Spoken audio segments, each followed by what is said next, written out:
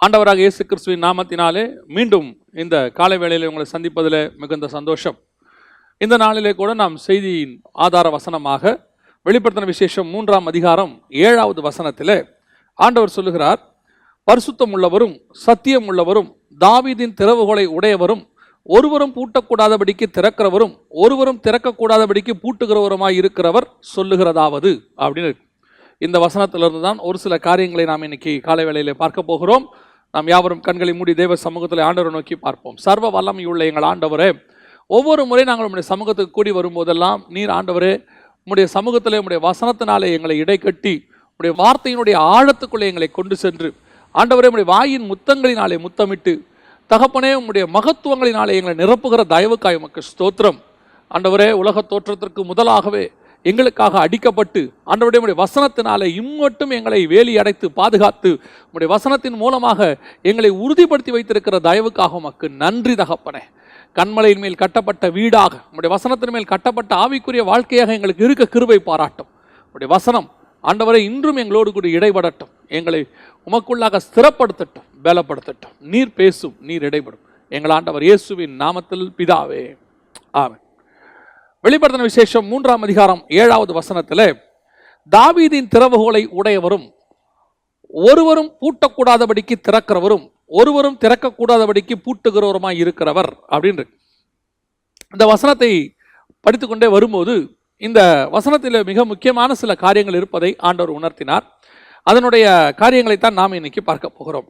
இந்த தாவீதின் திறவுகோலை உடையவர் சொல்லுகிறதாவது அப்படின்னு இருக்கு.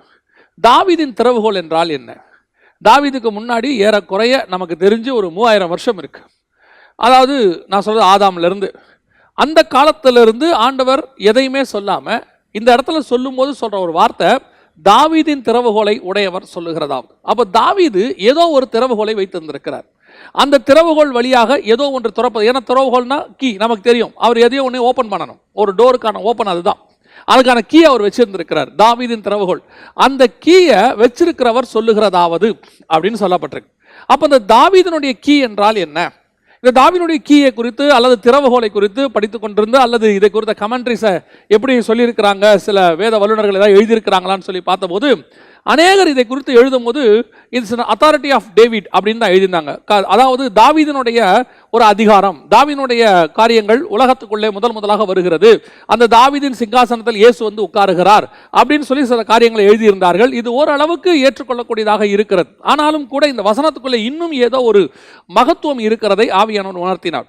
அதில் எனக்கு ரொம்ப ஆச்சரியம் என்னன்னா, ஏசாயா புஸ்தகம் 22ஆம் அதிகாரம் 22வது வசனத்தில் எலியாக்கீம் அப்படின்னு சொல்லக்கூடியதான ஒரு மனுஷனை குறித்து பார்க்கிறோம். அவனை குறித்தும் வேதம் சொல்லுகிறது, தாவீதின் திறவுகோலை நான் அவனுக்கு தருவேன்.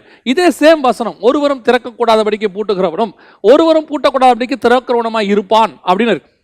அப்போ நிறைய பேர் அதுக்கு என்ன எழுதியிருக்கிறாங்கன்னா, இது இயேசுவை பற்றின தீர்க்க தரிசன முன்னுரைப்பு இல்ல, அந்த இடத்துல தெளிவாகவே எலியாக்கீமை பற்றி தான் எழுதியிருக்குது. திறவுகோல் என்பது வெறும் அத்தாரிட்டியான்னு பார்த்தா அந்த இடத்துல அத்தாரிட்டி இல்லை. அதாவது எலியாக்கீம் கையில் அது அத்தாரிட்டியாக இல்லை. எலியாக்கீம் கையில் இருக்கிறது வந்து வேற விஷயம். அங்கே வந்து எசேக்கியா ராஜா இருக்கிறார். எசேக்கியா ராஜா கிட்ட ஃபைனான்ஸ் மினிஸ்டராக தான் இவர் இருக்கிறார், விசாரிப்புக்காரனாக. அப்படி இருக்கும் பட்சத்தில் அது அத்தாரிட்டியாக இருக்குமா அப்படி என்று சொல்லி ஒரு காரியம் இருக்கிறது. அப்போ இதோடைய முழு தியானத்தையும் நாம் இன்னைக்கு தான் பார்க்க போகிறோம். இது ஒரு வேத பாடத்தை போல இருக்கும். நீங்கள் ஏற்கனவே நம்ம வேத பாடம் மாதிரி தான் நிறைய பார்த்துக்கிட்டு இருக்கிறோம். அதை தான் நம்ம இன்னைக்கும் பார்க்க போகிறோம். அப்போ அந்த தாவீது கிட்ட ஆரம்பித்து நடுவில் வேறு யாருக்கிட்டையுமே இல்லை, எலியாக்கீம் கையில் போய் எலியாக்கீம் கையில் போயிட்டு அங்கேருந்து நேரம் இயேசு கையில் வருது. அப்போ இந்த திறவுகோலுக்கு உண்டான ஹிஸ்ட்ரி என்ன, இதுக்கு பின்னாடி இருக்கிற ஸ்பிரிச்சுவல் ஜேர்னி, அதை குறித்து தான் நாம் இன்னைக்கு பார்க்க போகிறோம். முதல்ல இந்த தாவீதின் திறவுகோல்னா என்ன, எதை பற்றி அங்கே சொல்லப்பட்டிருக்கிறது அப்படின்னு சொல்லி நீங்கள் பார்த்தீங்கன்னு சொன்னால், மத்திய எழுதின சுவிசேஷம் அல்லது புதிய ஏற்பாடு ஆரம்பிக்கிற வசனத்தை நல்லா கவனிச்சு பாருங்க. ரொம்ப அற்புதமான ஒரு காரியத்தை அங்கே வச்சு ஆண்டவர் ஆரம்பிக்கிறார். எதை வச்சு ஆரம்பிக்கிறாருன்னா, ஆபிரகாமின் குமாரனான தாவீதின் குமாரனாகிய இயேசு கிறிஸ்துவினுடைய வம்ச வரலாறு. ஆபிரகாமின் குமாரனாகிய தாவீதின் குமாரனான இயேசு கிறிஸ்துவினுடைய வம்ச வரலாறு. இந்த 3 பேரை பற்றி மட்டும் தான் அங்கே கொடுத்துருக்கு. ஆபிரகாமை பற்றி அதுக்கப்புறம் கீழே வந்துட்டு வம்ச வரலாறை பார்க்கும் போது ஆபிரகாம் ஈசாக்கை பெற்றான், ஈசாக்கு யாக்கோபை பெற்றான், இப்படிலாம் இருக்கு. ஆனால் இந்த டோட்டல் ஹிஸ்டரியை 3 பேரில் முடிக்கிறாங்க. ஆபிரகாம், தாவீது, இயேசு கிறிஸ்து. இந்த 3 பேருக்குள்ள ஏதோ ஒரு ஒத்துமை இருக்குது. ஏன்னா இந்த நடுவில் யாருமே வரல பாருங்க. அதாவது நடுவில் வந்துட்டு மிக முக்கியமாக நமக்கு வந்து யாக்கோபினுடைய அந்த 12 கோத்திரங்களோ அதற்கு பிறகு வந்த யாருமே வராமல் இங்கிருந்து ஆபிரகாம்லேருந்து தாவீது, தாவீதுலேருந்து இயேசு, இதை வந்து 14 தலைமுறைகள் அப்படின்னு சொல்லிட்டு நம்ம விட்டுறோம். உண்மையிலே இந்த 3 பேருக்கு நடுவில் இருக்கிற ஸ்பிரிச்சுவல் கனெக்ஷன் என்ன அப்படின்னு சொல்லி நீங்க பாத்தீங்கன்னு சொன்னா, இந்த 3 பேரும் ஒரு இடத்துல ஒரு பேர்ல ஒன்றுபடுறாங்க. இந்த 3 பேரும் மற்ற எந்த யாருமே அந்த ஒரு பேர்ல அந்த சென்டர் பாயிண்ட்டுக்கு வரல. அந்த ஒரு பேர்ல மட்டும் இவங்க 3 பேரும் ஜாயின் ஆகுறாங்க. எந்த பேரு அப்படின்னு பாத்தீங்கன்னு சொன்னா, மெல்கிசேதேக்குங்கிற பேர்ல தான் ஜாயின் ஆகுறாங்க. அதாவது மெல்கிசேதேக்கு என்கிற சாலோமின் ராஜா, இவர் வந்து ஆபிரகாமுக்கு என்ன செய்யறாரு? அப்பமும் ரசமும் கொடுக்கிறாரு. அதே மாதிரி சங்கீதத்தில் நம்ம வாசிக்கிறோம், மெல்கிசேதேக்கின் முறைமையின்படி நீ நித்திய ஆசாரியராக இருக்கிறீர்னு தாவீது எழுதுறாரு. அதோட இயேசு கிறிஸ்துவை குறித்து சொல்லும்போது மெல்கிசேதேக்கின் முறைமையின்படி ஆசாரியராக இருக்கிறீர்னு எபிரேயர் புஸ்தகம் சொல்லுது. இந்த 3 பேருமே இந்த ஒரு பேர்ல தான் லிங்க் ஆகுறாங்க. மற்றபடி எல்லாருமே லிங்க் ஆகுறாங்க, ஆனால் இந்த ஒரு பேர்ல தான் இந்த 3 பேரும் லிங்க் ஆகுறாங்க. மற்ற யாருக்கிட்டையுமே இந்த மெல்கிசேதேக்குங்கிற பேரே வரல. அப்ப இந்த மெல்கிசேதேக்கு அப்படின்னா என்ன அப்படின்னு கேட்டீங்கன்னா, எபிரேயர் புஸ்தகத்தில் வாசிக்கிறோம், அவர் ஆரோனின் முறைமையின்படி அவர் ஆசாரியராக இராமல் மெல்கிசேதேக்கின் முறைமையின்படி ஆசாரியராக இருக்கிறார் அப்படின்னு இருக்கு. இந்த மெல்கிசேதேக்கின் முறைமையின்படி ஆசாரியர்னா என்ன? இந்த மெல்கிசேதேக்கின் முறைமைக்கு நிறைய காரியங்கள் இருக்கு. ஆனால் இந்த மெல்கிசேதேக்கின் முறைமைக்கு அங்கே சொல்லப்பட்டிருக்கிற 2 முக்கியமான காரியம். ஒன்று, வம்ச வரலாறு இல்லாதவர் அப்படின்னு சொல்லப்பட்டிருக்கு. 2வது, அவரை குறித்து சொல்லும் போது அவர் ஆசாரியரும் ராஜாவுமாக இருக்கிறார். அதாவது மெல்கிசேதேக்கு என்பதற்கு நீதியின் ராஜா என்றும், சாலேமின் ராஜா என்பதற்கு சமாதானத்தின் ராஜா என்றும் சொல்லப்பட்டிருக்கிறது. இவர் ஆசாரியராகவும் இருக்கிறார், ராஜாவும் இருக்கிறார். இது 2ம் சேர்ந்து இருக்கிறதுக்கு பேர் தான் மெல்கிசேதேக்கின் முறைமை. இப்போ ஆரோனை குறித்து பார்க்கும்போது அது வந்து ஆரோனின் முறைமைனா என்னன்னா, அது ஒன்லி ஆசாரியத்துவம் மட்டும்தான், அதுல ராஜ்யபாரம் வராது. ராஜ்யபாரம் வேறு, மெல்கிசேதேக்கின் முறைமையின் வேறு. இந்த மெல்கிசேதேக்கின் முறைமையின் படிதான் ராஜாவும் ஆசாரியனுமாய் இயேசு கிறிஸ்து வந்து ஆளுகை செய்யணும். அந்த மெல்கிசேதேக்கின் முறைமையின்படி தான் 1000 வருஷ அரசாட்சி நடக்கும்.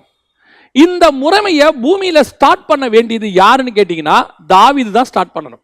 மெல்கிசேதேக்கின் முறைமையின்படி ராஜாவும் ஆசாரியனுமாய் யார் இருக்கணும்னா இயேசு கிறிஸ்து இருக்கணும். அந்த இயேசு கிறிஸ்துடைய ராஜ்யபாரத்தை ஸ்டார்ட் பண்ண வேண்டியது யாருன்னா தாவீது தான் ஸ்டார்ட் பண்ணணும்.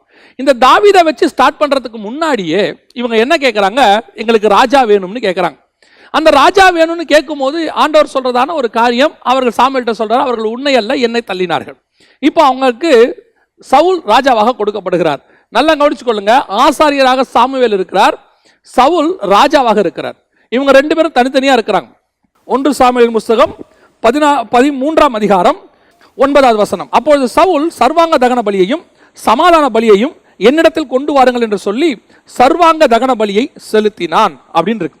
சர்வாங்க தகன பலியை செலுத்தி முடிக்கிற போது சாமுவேல் வந்துட்டார். இதுக்கு பின்னாடி நிறைய ஆவிக்குரிய அர்த்தம் இருக்கு. ஏன் அவர் சமாதான பலி செலுத்துறதுக்குள்ள சாமுவேல் வந்துட்டாரு, ஏன் சர்வாங்க தகன பலி மாத்திரம் செலுத்தினாருங்கிறதுக்கு நிறைய விஷயங்கள் இருக்கு. அது நம்ம ஏன்னு சொன்னா, சர்வாங்க தகன பலி என்பது சர்வாங்கமா தன்னை பலியாக செலுத்தக்கூடியது. அது ஆசாரியத்துவத்தில் இயேசு கிறிஸ்து தன்னைத்தானே பலியாக சர்வாங்க பகனியை செலுத்தினார். சமாதான பலிங்கிறது அதுக்கப்புறம் அவர் செய்ய போற 1000 வருஷ அரசாட்சி, ராஜரீகம், இது 2ம் சேர்ந்து அந்த இடத்துல வருது. இதை பத்தின விஷயங்கள் நம்ம இப்ப பார்க்க வேண்டாம். இப்போ இயேசு கிறிஸ்து தான் அங்கே வந்து, தாவீதும் இயேசு கிறிஸ்து தான் முன்னோட்டமா இருக்கணும். இப்போ சவுல் வந்து அங்க வந்து பலியை செலுத்திட்டார். செலுத்தின உடனே சாமுவேல் சொல்ற காரியம், மதியீனமாய் செய்தீர். அவர் சொல்ற வார்த்தை 13ஆம் வசனம், சாமுவேல் சவுலை பார்த்து புத்தியீனமாய் செய்தீர் அப்படிங்கிறார். ஏன்? நீர் எப்படி பலி செலுத்தலாம், நீர் பலி செலுத்தக்கூடாது. சவுல் பலி செலுத்திட்டாரு, அதனால அவருடைய ராஜ்யபாரம் போயிருச்சு. அந்த இடத்துல வசனம் சொல்ற வார்த்தையை பாருங்க, 14வது வசனம், இப்பொழுது உம்முடைய ராஜ்யபாரம் நிலை நிற்காது, கர்த்தர் தம்முடைய இருதயத்துக்கு ஏற்ற ஒரு மனுஷனை தமக்கு தேடி அவனை கர்த்தர் தம்முடைய ஜனங்கள் மேல் தலைவனாய் இருக்க கட்டளையிட்டார், கர்த்தர் உமக்கு விதித்த கட்டளையை நீ கை கொள்ளவில்லையே என்று சொன்னான் அப்படின்னு இருக்கு. ராஜ்யபாரம் போயிருச்சு. இது எப்ப நடந்த சம்பவம் தெரியுங்களா? ரொம்ப ஆச்சரியமா இருக்கும். நீங்க அந்த 1 சாமுவேல் 13ஆம் அதிகாரத்தை நீங்க வாசிச்சு பாருங்க. 1வது வசனத்துல சவுல் ராஜ்யபாரம் பண்ணி 1 வருஷம் ஆயிற்று அப்படின்னு இருக்கு. 1 வருஷத்துல தான் இது நடக்குது. ஆனா சவுல் 40 வருஷம் ராஜ்யபாரம் பண்ணார். அதாவது சவுல் ராஜ்யபாரம் பண்ண 2வது வருஷத்துல இது நடக்குது. ஆனா வசனம் சொல்லுது, தாவீது ராஜாவாகும் போது 30 வயதாக இருந்தான். 2 சாமுவேலின் புஸ்தகம் 5ஆம் அதிகாரம் 4வது வசனத்தை நீங்கள் வாசிக்கும் போது, தாவீது ராஜாவாகிற போது 30 வயதாக இருந்தான். அப்படின்னா என்ன அர்த்தம்? சவுல் ராஜ்யபாரம் பண்ணி இந்த தப்ப நடந்த பிறகு 38 வருஷம் ராஜாவா இருந்திருக்கிறார். அந்த 38 வருஷம் முடிஞ்ச பிறகுதான் தாவீது ராஜாவாகிறார். ஆனா இந்த காரியம் நடக்கும் போதே கர்த்தர் சொல்றாரு, உம்முடைய தேவனாகிய கர்த்தர் தம்முடைய இருதயத்துக்கு ஏற்ற ஒரு மனுஷனை தமக்கு தேடி அவனை கர்த்தர் தம்முடைய ஜனங்கள் மேல் தலைவனாய் இருக்க கட்டளை இட்டார்னு இருக்கு. கட்டளை இட்டுட்டார் அப்படின்னா என்ன அர்த்தம்? தாவீது பிறக்கிறதுக்கு 8 வருஷத்துக்கு முன்னாடியே கட்டளை இட்டுட்டார். இந்த ஆர்டர் வந்துருச்சு அப்பயே. இன்னும் தாவீது பிறக்கல, 8 வருஷம் கழிச்சு தான் தாவீது பிறக்க போறார். அதனாலதான் நீங்க மத்திய எழுதின சுவிசேஷம் 1ஆம் அதிகாரத்தை வாசித்து பாருங்க. ஈசாய் தாவீது ராஜாவை பெற்றான்னு இருக்கும். வேற ஒருத்தரை பத்தி அங்க ராஜானே இருக்காது. மற்ற அத்தனை பேரையும் சாலமோன், ரெகபியாம் இப்படிதான் வருமே ஒழிய சாலமோன் ராஜாவை பெற்றான்னு இருக்காது. ஆனா தாவீதை மட்டும் தாவீது ராஜாவை பெற்றான்னு இருக்கும். பெரிய ஆச்சரியம் என்னன்னா, தாவீது மட்டும் பிறக்கும் போது ராஜா கிடையாது உலக பிரகாரமாக. அதுக்கு பிறகு பிறந்த எல்லாருமே ராஜாவா தான் பிறந்தாங்க. சாலமோன், ரெகபியாம் எல்லாருமே ராஜாவாக தான் பிறந்தாங்க. ஆனா அந்த ஒரு இடத்துல மட்டும் தாவீது ராஜாவை பெற்றான். அதோட அர்த்தம் என்ன அப்படின்னு கேட்டீங்கன்னா, தாவீது டிசைன்டு, அவன் பிறக்கிறதுக்கு முன்னாடியே ராஜாவாக பிறக்க வேண்டும் என்பதுதான் திட்டம். அதனால அவனை ராஜாவாக பிறக்க வைக்கணும். அதனால அவனை ராஜ்ய குலத்துல இல்ல, அவனை கொண்டு போய் ஒரு ஏழையின் வீட்டில் 8வது மகனாக ஆடு மேய்க்கிறவனாக. இதே தான் இயேசு கிறிஸ்துவும் ராஜாவாகத்தான் பிறந்தார். அவர் ப்ரீ பிளான்டு, அவர் ராஜா தான். பிறக்கும் போதே யூதருக்கு ராஜாவாய் பிறந்திருக்கிறவர் எங்கே? ஆனா பிறந்தது எங்க? ஒரு தச்சன் வீட்டில், ஒரு ஏழை வீட்டில். புறா குஞ்சு தான் பலி கொடுத்தாங்க இயேசுக்காக. அப்பனா அவர் ஒரு ஏழையின் வீட்டில் பிறக்கிறாரு. எப்படி பிறக்கிறாரு? ஒரு தச்சனின் மகனாக பிறக்கிறார்.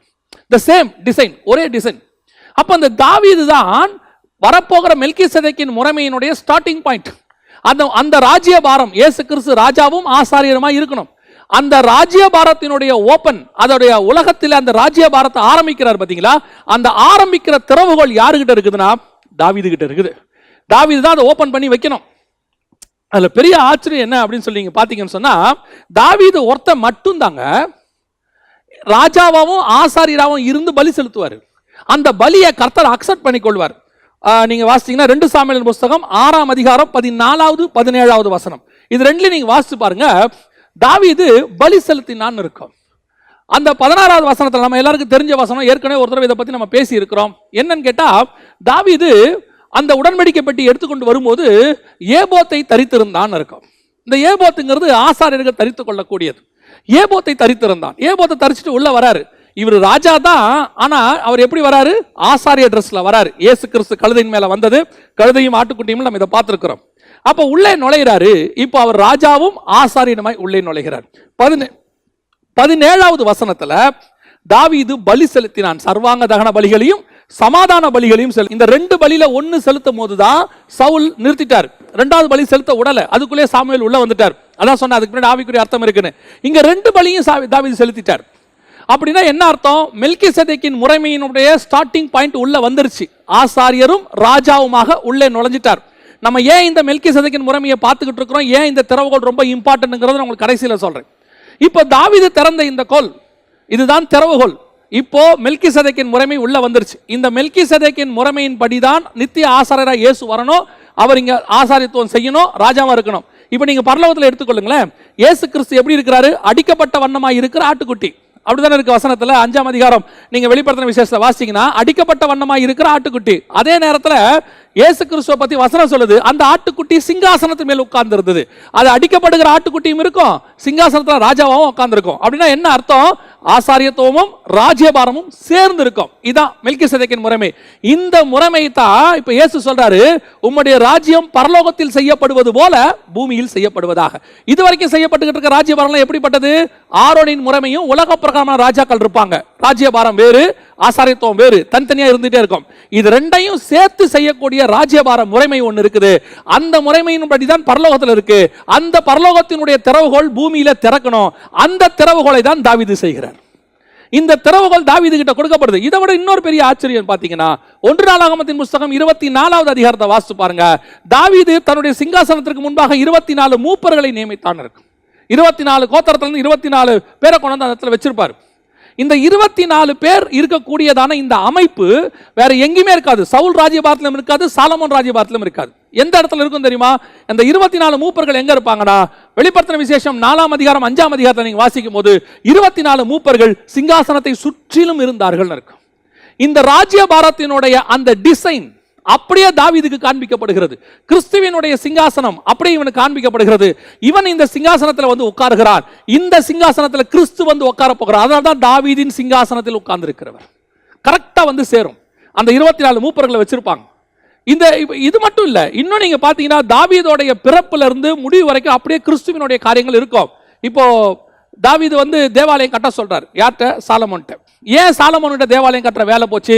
ஏன் தாவீது கிட்ட வரல அப்படின்னு கேட்டீங்கன்னா, நான் ஏற்கனவே உங்களுக்கு சொன்ன பாத்தீங்களா, அவர் 2 ராஜாவாக இருக்கிறார். ஒன்று மெல்கிசேதேக்கின் முறைமையின்படி அவர் வந்து நீதியின் ராஜா, இன்னொன்று சாலமின் ராஜாவாகிய சமாதானத்தின் ராஜா.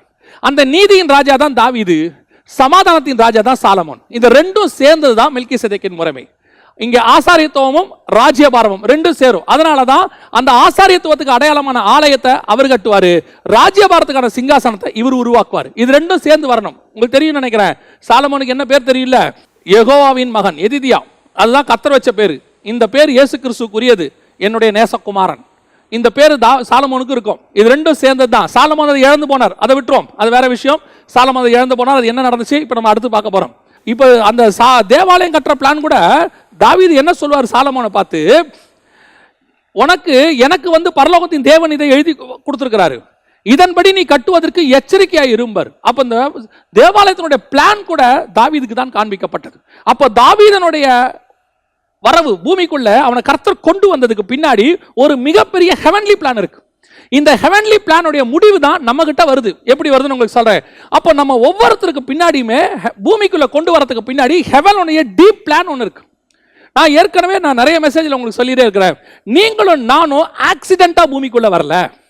உங்களையும் என்னையும் தேவன் உருவாக்குனதுக்கு ஏதோ ஒரு மனுஷன் ஒரு மனுஷியோட ஆசையினால நம்ம பிறக்கல. தாயின் கருவில் நம்ம உருவானது ஏதோ நம்ம பிறந்ததுனால கர்த்தர் நம்மளை ரட்சிக்கல.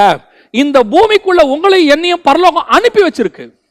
ஒவ்வொருத்தரையும் ரட்சிக்கப்பட்ட ஆண்டவரை ஏற்றுக்கொண்ட ஒவ்வொருத்தரையும் பரலோகம் ஒரு திட்டத்தோடு அனுப்பியிருக்கு.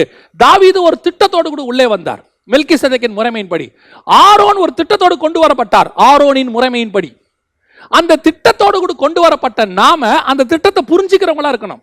தாவீது அந்த திட்டத்தை புரிஞ்சுக்கிட்டதுனாலதான் அவரால் அதை செய்து முடிக்க முடிஞ்சிச்சு. இன்னைக்கு நம்ம அந்த திட்டம் தெரியல, கர்த்தர் கொண்டு வந்திருக்கிற அந்த பிளான் நம்மள அழகா என்ன பண்ணிட்டான் பிசாசு, பத்சேபால காட்டி தாவீது அந்த பிளான்ல இருந்து வெளியே கொண்டு வந்த மாதிரி நம்மளையும் இந்த உலக பிரகாரமான காரியங்களை காட்டி, ஆசைகளை காட்டி, பொருளாசை, பணத்தாசை, மண்ணாசை, இந்த இச்சை, கண்களின் இச்சை, ஜீவனத்தின் பெருமை, மாம்சத்தின் இச்சை, இது எல்லாத்தையும் காட்டி நம்மளை அப்படியே என்ன பண்ணிடுறான், இந்த ஹெவன்லி பிளான்ல இருந்து வெளியே கொண்டு வந்துடுறான். எனக்கு ஹெவன் ஒரு பெரிய டாஸ்க் கொடுத்து இங்க அமைச்சிருக்கு. அந்த டாஸ்கை நான் தெரிஞ்சுக்கணும், ஆண்டவர்கிட்ட அதை நான் கேட்கணும். ஆண்டவரே, நான் என்ன நோக்கத்திற்காக பூமிக்கு கொண்டு வரப்பட்டேன், அந்த டாஸ்கை நான் நிறைவேற்றி முடிக்கும் போது நான் எங்க போயிடுவேன்? பரலோகத்துக்கு போயிடுவேன். இதை சொல்லும் போது எனக்கு ஒரு ஞாபகத்துக்கு வருது. அடிக்கடி நம்ம ஒரு வசனத்தை ரொம்ப கேஷுவலா யூஸ் பண்ணிட்டு இருக்கோம், தெரியுமா உங்களுக்கு? நோவா கிட்ட ஆண்டவர் ஒரு வார்த்தை சொன்னார், மனுஷன் இருக்க போகிறது 120 வருஷம் தானே அப்படின்னாரு. நோவா கிட்ட சொன்ன அந்த 120 வருஷத்தினுடைய முடிவு எங்க வரும் தெரியுமா? கரெக்டா 120 வருஷத்தை யார் முடிப்பான்னு கேட்டீங்கன்னா மோசே முடிப்பாரு. மோசே கிட்ட வந்து சொல்வார், மோசே நியாயப்பிரமாணத்தினுடைய ஆரம்பம். மோசே தான் 120 வருஷம் வாழ்ந்தவர். அதற்கு பிறகு மோசே சொல்ற வார்த்தை என்ன தெரியுமா? 120ன்னு சொல்ல மாட்டார். மோசே சொல்ற வார்த்தை என்ன தெரியுமா? 70 பலத்தின் மிகுதியினால் 80. மோசே சொல்லி முடிக்கும் போது 70 பலத்தின் மிகுதியினால் 80.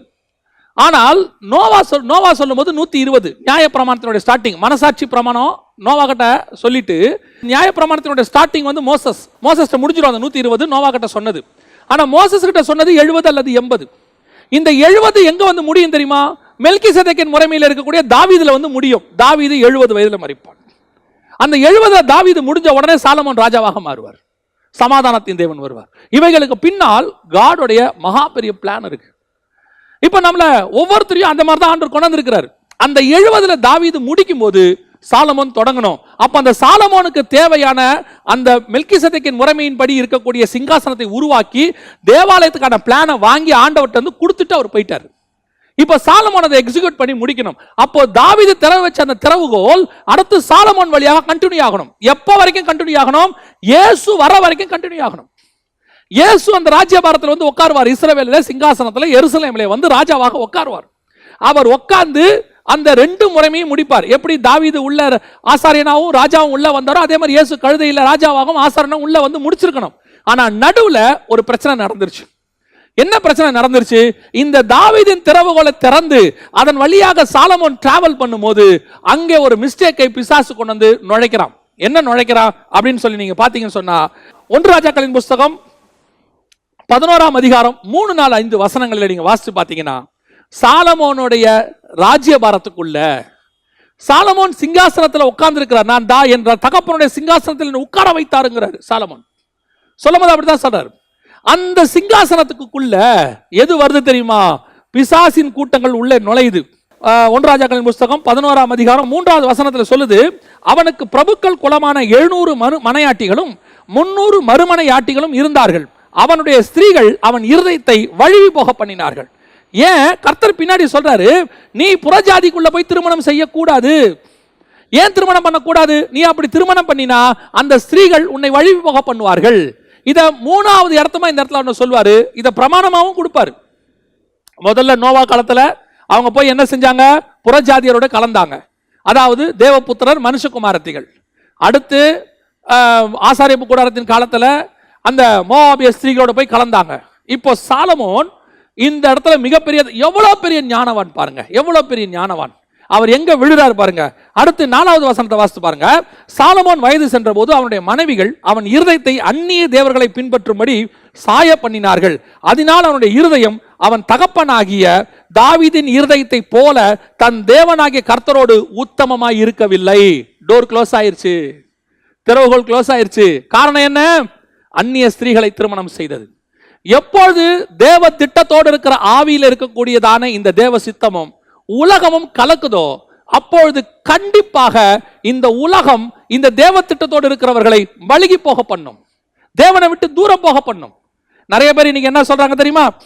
புறஜாதி, அதாவது தேவனை அறியாதவர்களை, ரட்சிக்கப்படாதவர்களை, ஞானஸ்நானம் எடுக்காதவர்களை, பரிசுத்தாவின் அபிஷேகம் பெறாதவர்களை, ஆவிக்குரிய அனுபவம் இல்லாதவர்களை தங்களோடு கூட இணைத்துக் கொள்ள விரும்புகிறார்கள். அது பிசினஸ் ஆக இருக்கட்டும், அல்லது திருமணமான காரியங்களாக இருக்கட்டும், எதுவானா இருக்கட்டும், வசனம் தெளிவா சொல்லுது, அந்நியரோடு பிணைக்க கூடாது, அவிசுவாசி விசுவாசியோட சேரக்கூடாது.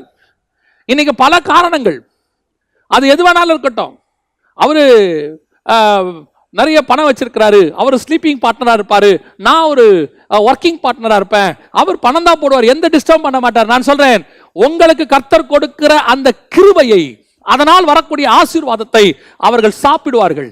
ஒரு நாள் எல்லாவற்றையும் உருவி விட்டு உங்களை அனுப்பி விடுவார்கள். It's fact. இது பிசாசுடைய திட்டம். நம்ம கிட்ட இருந்து வாங்கறதுக்கு பிசாசு யூஸ் பண்ற மெத்தடே அதுதாங்க. அவனுடைய ஆள் ஒருத்தனை உள்ள அனுப்பி விடுவான். அதைத்தான் சொல்றேன். நிறைய பேர் இன்னைக்கு சொல்றாங்க, இன்னைக்கு வாலிப பிள்ளைகள் நிறைய பேர் திருமண வயதில் இருக்கிறவங்க சொல்ற வார்த்தை, அவங்க வேலை செய்யற ஸ்தலத்துல தேவனை அறியாதவங்களை விரும்பிடுறாங்க. வீட்டில் சொல்றாங்க, ஏன் அவங்க இயேசுவை ஏத்துக்கொள்றேன்னு சொல்றாங்க, சர்ச்சிலேயே கல்யாணம் வச்சுக்கலாம்னு சொல்றாங்க, நான் அவங்கள மாத்திருவேன், நான் அவங்கள எப்படி சுவிசேஷம் சொல்றேன். பிசாசு உன்னை வஞ்சித்து இழுக்கிறதுன்னு அர்த்தம். இந்த மாதிரி காணாமல் போனவர்கள் 99%. ஏதோ 1-2 கர்த்தருடைய கிருபையில தப்பிச்சுக்குச்சு. அந்த தப்பிச்சதை முன்னுதாரணமா எடுக்க முடியாது. 99 ஃபெயிலியர், 99.99 ஃபெயிலியர். கர்த்தர் அருவருக்கிற காரியத்தில் ஒன்று அந்நியர்களோடு பிணைக்கப்படுதல். நோவா காலத்தில் இருந்த பாவத்தில் இது ஒரு மிக முக்கியமான பாவம். அப்பேற்பட்ட ஞானமுள்ள சாலமோனையே வழிவிலகு போக பண்ணினார்களாம். அதை விட எனக்கு ரொம்ப ஆச்சரியம் என்ன தெரியுமாங்க, இந்த சாலமோன்ட்ட 2 தடவை கர்த்தர் நேரா பேசியிருக்கிறார். வசனம் சொல்லுது, ராஜாக்கள் 11:9, ஆகையால் இஸ்ரவேலின் தேவனாகிய கர்த்தர் சாலமோனுக்கு 2 விசை தரிசனமாகி அந்நிய தேவர்களை பின்பற்ற வேண்டாம் என்று கட்டளையிட்டிருந்தும் அவன் கர்த்தரை விட்டு தன் இருதயத்தை திருப்பி, கர்த்தரை விட்டு தன் இருதயம் என்ன பண்ணிட்டானா? திருப்பிட்டானா. யார் இந்த சாலமோன் தெரியுமா? இன்னைக்கு சாலமோனை பத்தி பேசுறாங்க. சாலமோனை பத்தி எவ்வளோ காரியங்களை ஒரு சிலர்லாம் வெளி புத்தகத்தில் தியானிச்சு எங்ககிட்ட அவங்க டிஸ்கஸ் பண்ணும்போது நான் ரொம்ப ஆச்சரியப்பட்டேன். சாலமோன் இப்படி ஞானம், அப்படி ஞானம். நான் சொல்றேன், சாலமோனை போல ஞானம் இல்லாதவன் ஒருத்தனும் கிடையாது. இப்படி சொல்றதுக்கு உடனே எல்லாரும் சொல்றீங்க, இப்படி சொல்றீங்க. நான் சொல்றேன், சாலமோனை போல ஞானம் இல்லாதவன் ஒருத்தன் கூட கிடையாது. ஏன் தெரியுமா? கர்த்தர் 2 முறை தரிசனமாகி, நீ உலக ஞானத்தை மொத்தமா உனக்குள்ள கொட்டி வச்சாலும் கர்த்தருடைய வார்த்தைக்கு கீழ்ப்படியாத கர்த்தருடைய ஆவியானவர் கொடுக்கிற ஞானம் இல்லாவிட்டால் உன்னுடைய உலக ஞானம் அத்தனையும் குப்பை. இன்னைக்கு உலக ஞானத்துக்கு பின்னாடி போய், ஓ அவர் பெரிய மியூசிஷியன், அவருடைய மியூசிக் அப்படியே மெஸ்மரைசிங், அவர் அப்படி இருதயத்தை திருப்போம். அது என்ன மியூசிக் தெரியுமா? இந்த மியூசிக் தான் சாலமோனுடைய இருதயத்தை இழுத்துக்கிட்டு போற மியூசிக், உன்னை கர்த்தரை விட்டு திருப்புற மியூசிக். இன்னைக்கு உலக பிரகாரமான சில காரியங்கள்லாம் பார்க்கும்போது அவர் எவ்வளவு ஞானம் உள்ளவராக இருக்கிறார், அவருடைய பெர்ஃபார்மன்ஸ் என்ன, எப்படிப்பட்ட பிசினஸ் மேன், எப்படிப்பட்டதான ஒரு ஆளு, எப்படிப்பட்ட ஒரு விளையாட்டு வீரர், எப்படிப்பட்ட ஒரு மிகப்பெரிய நடிகர், அவருக்கு நல்ல இருதயம். அவர் யார் வேணா இருக்கட்டும், யார் வேணா இருக்கட்டும், தேவனுடைய ஆவியை பெறாத மனுஷன் எப்பேற்பட்ட ஞானம் உள்ளவனா இருக்க முடியாது. சாலமோனே போயிட்டாங்க, இதை விட வேற என்ன வேணும் சொல்லுங்க. ஆனா ஒண்ணு என்ன தெரியுமா, சாலமோனிலும் பெரியவர் நம்மோடு கூட இருக்கிறார். அதுதான் இருக்கிறதுலே ஆசீர்வாதம்.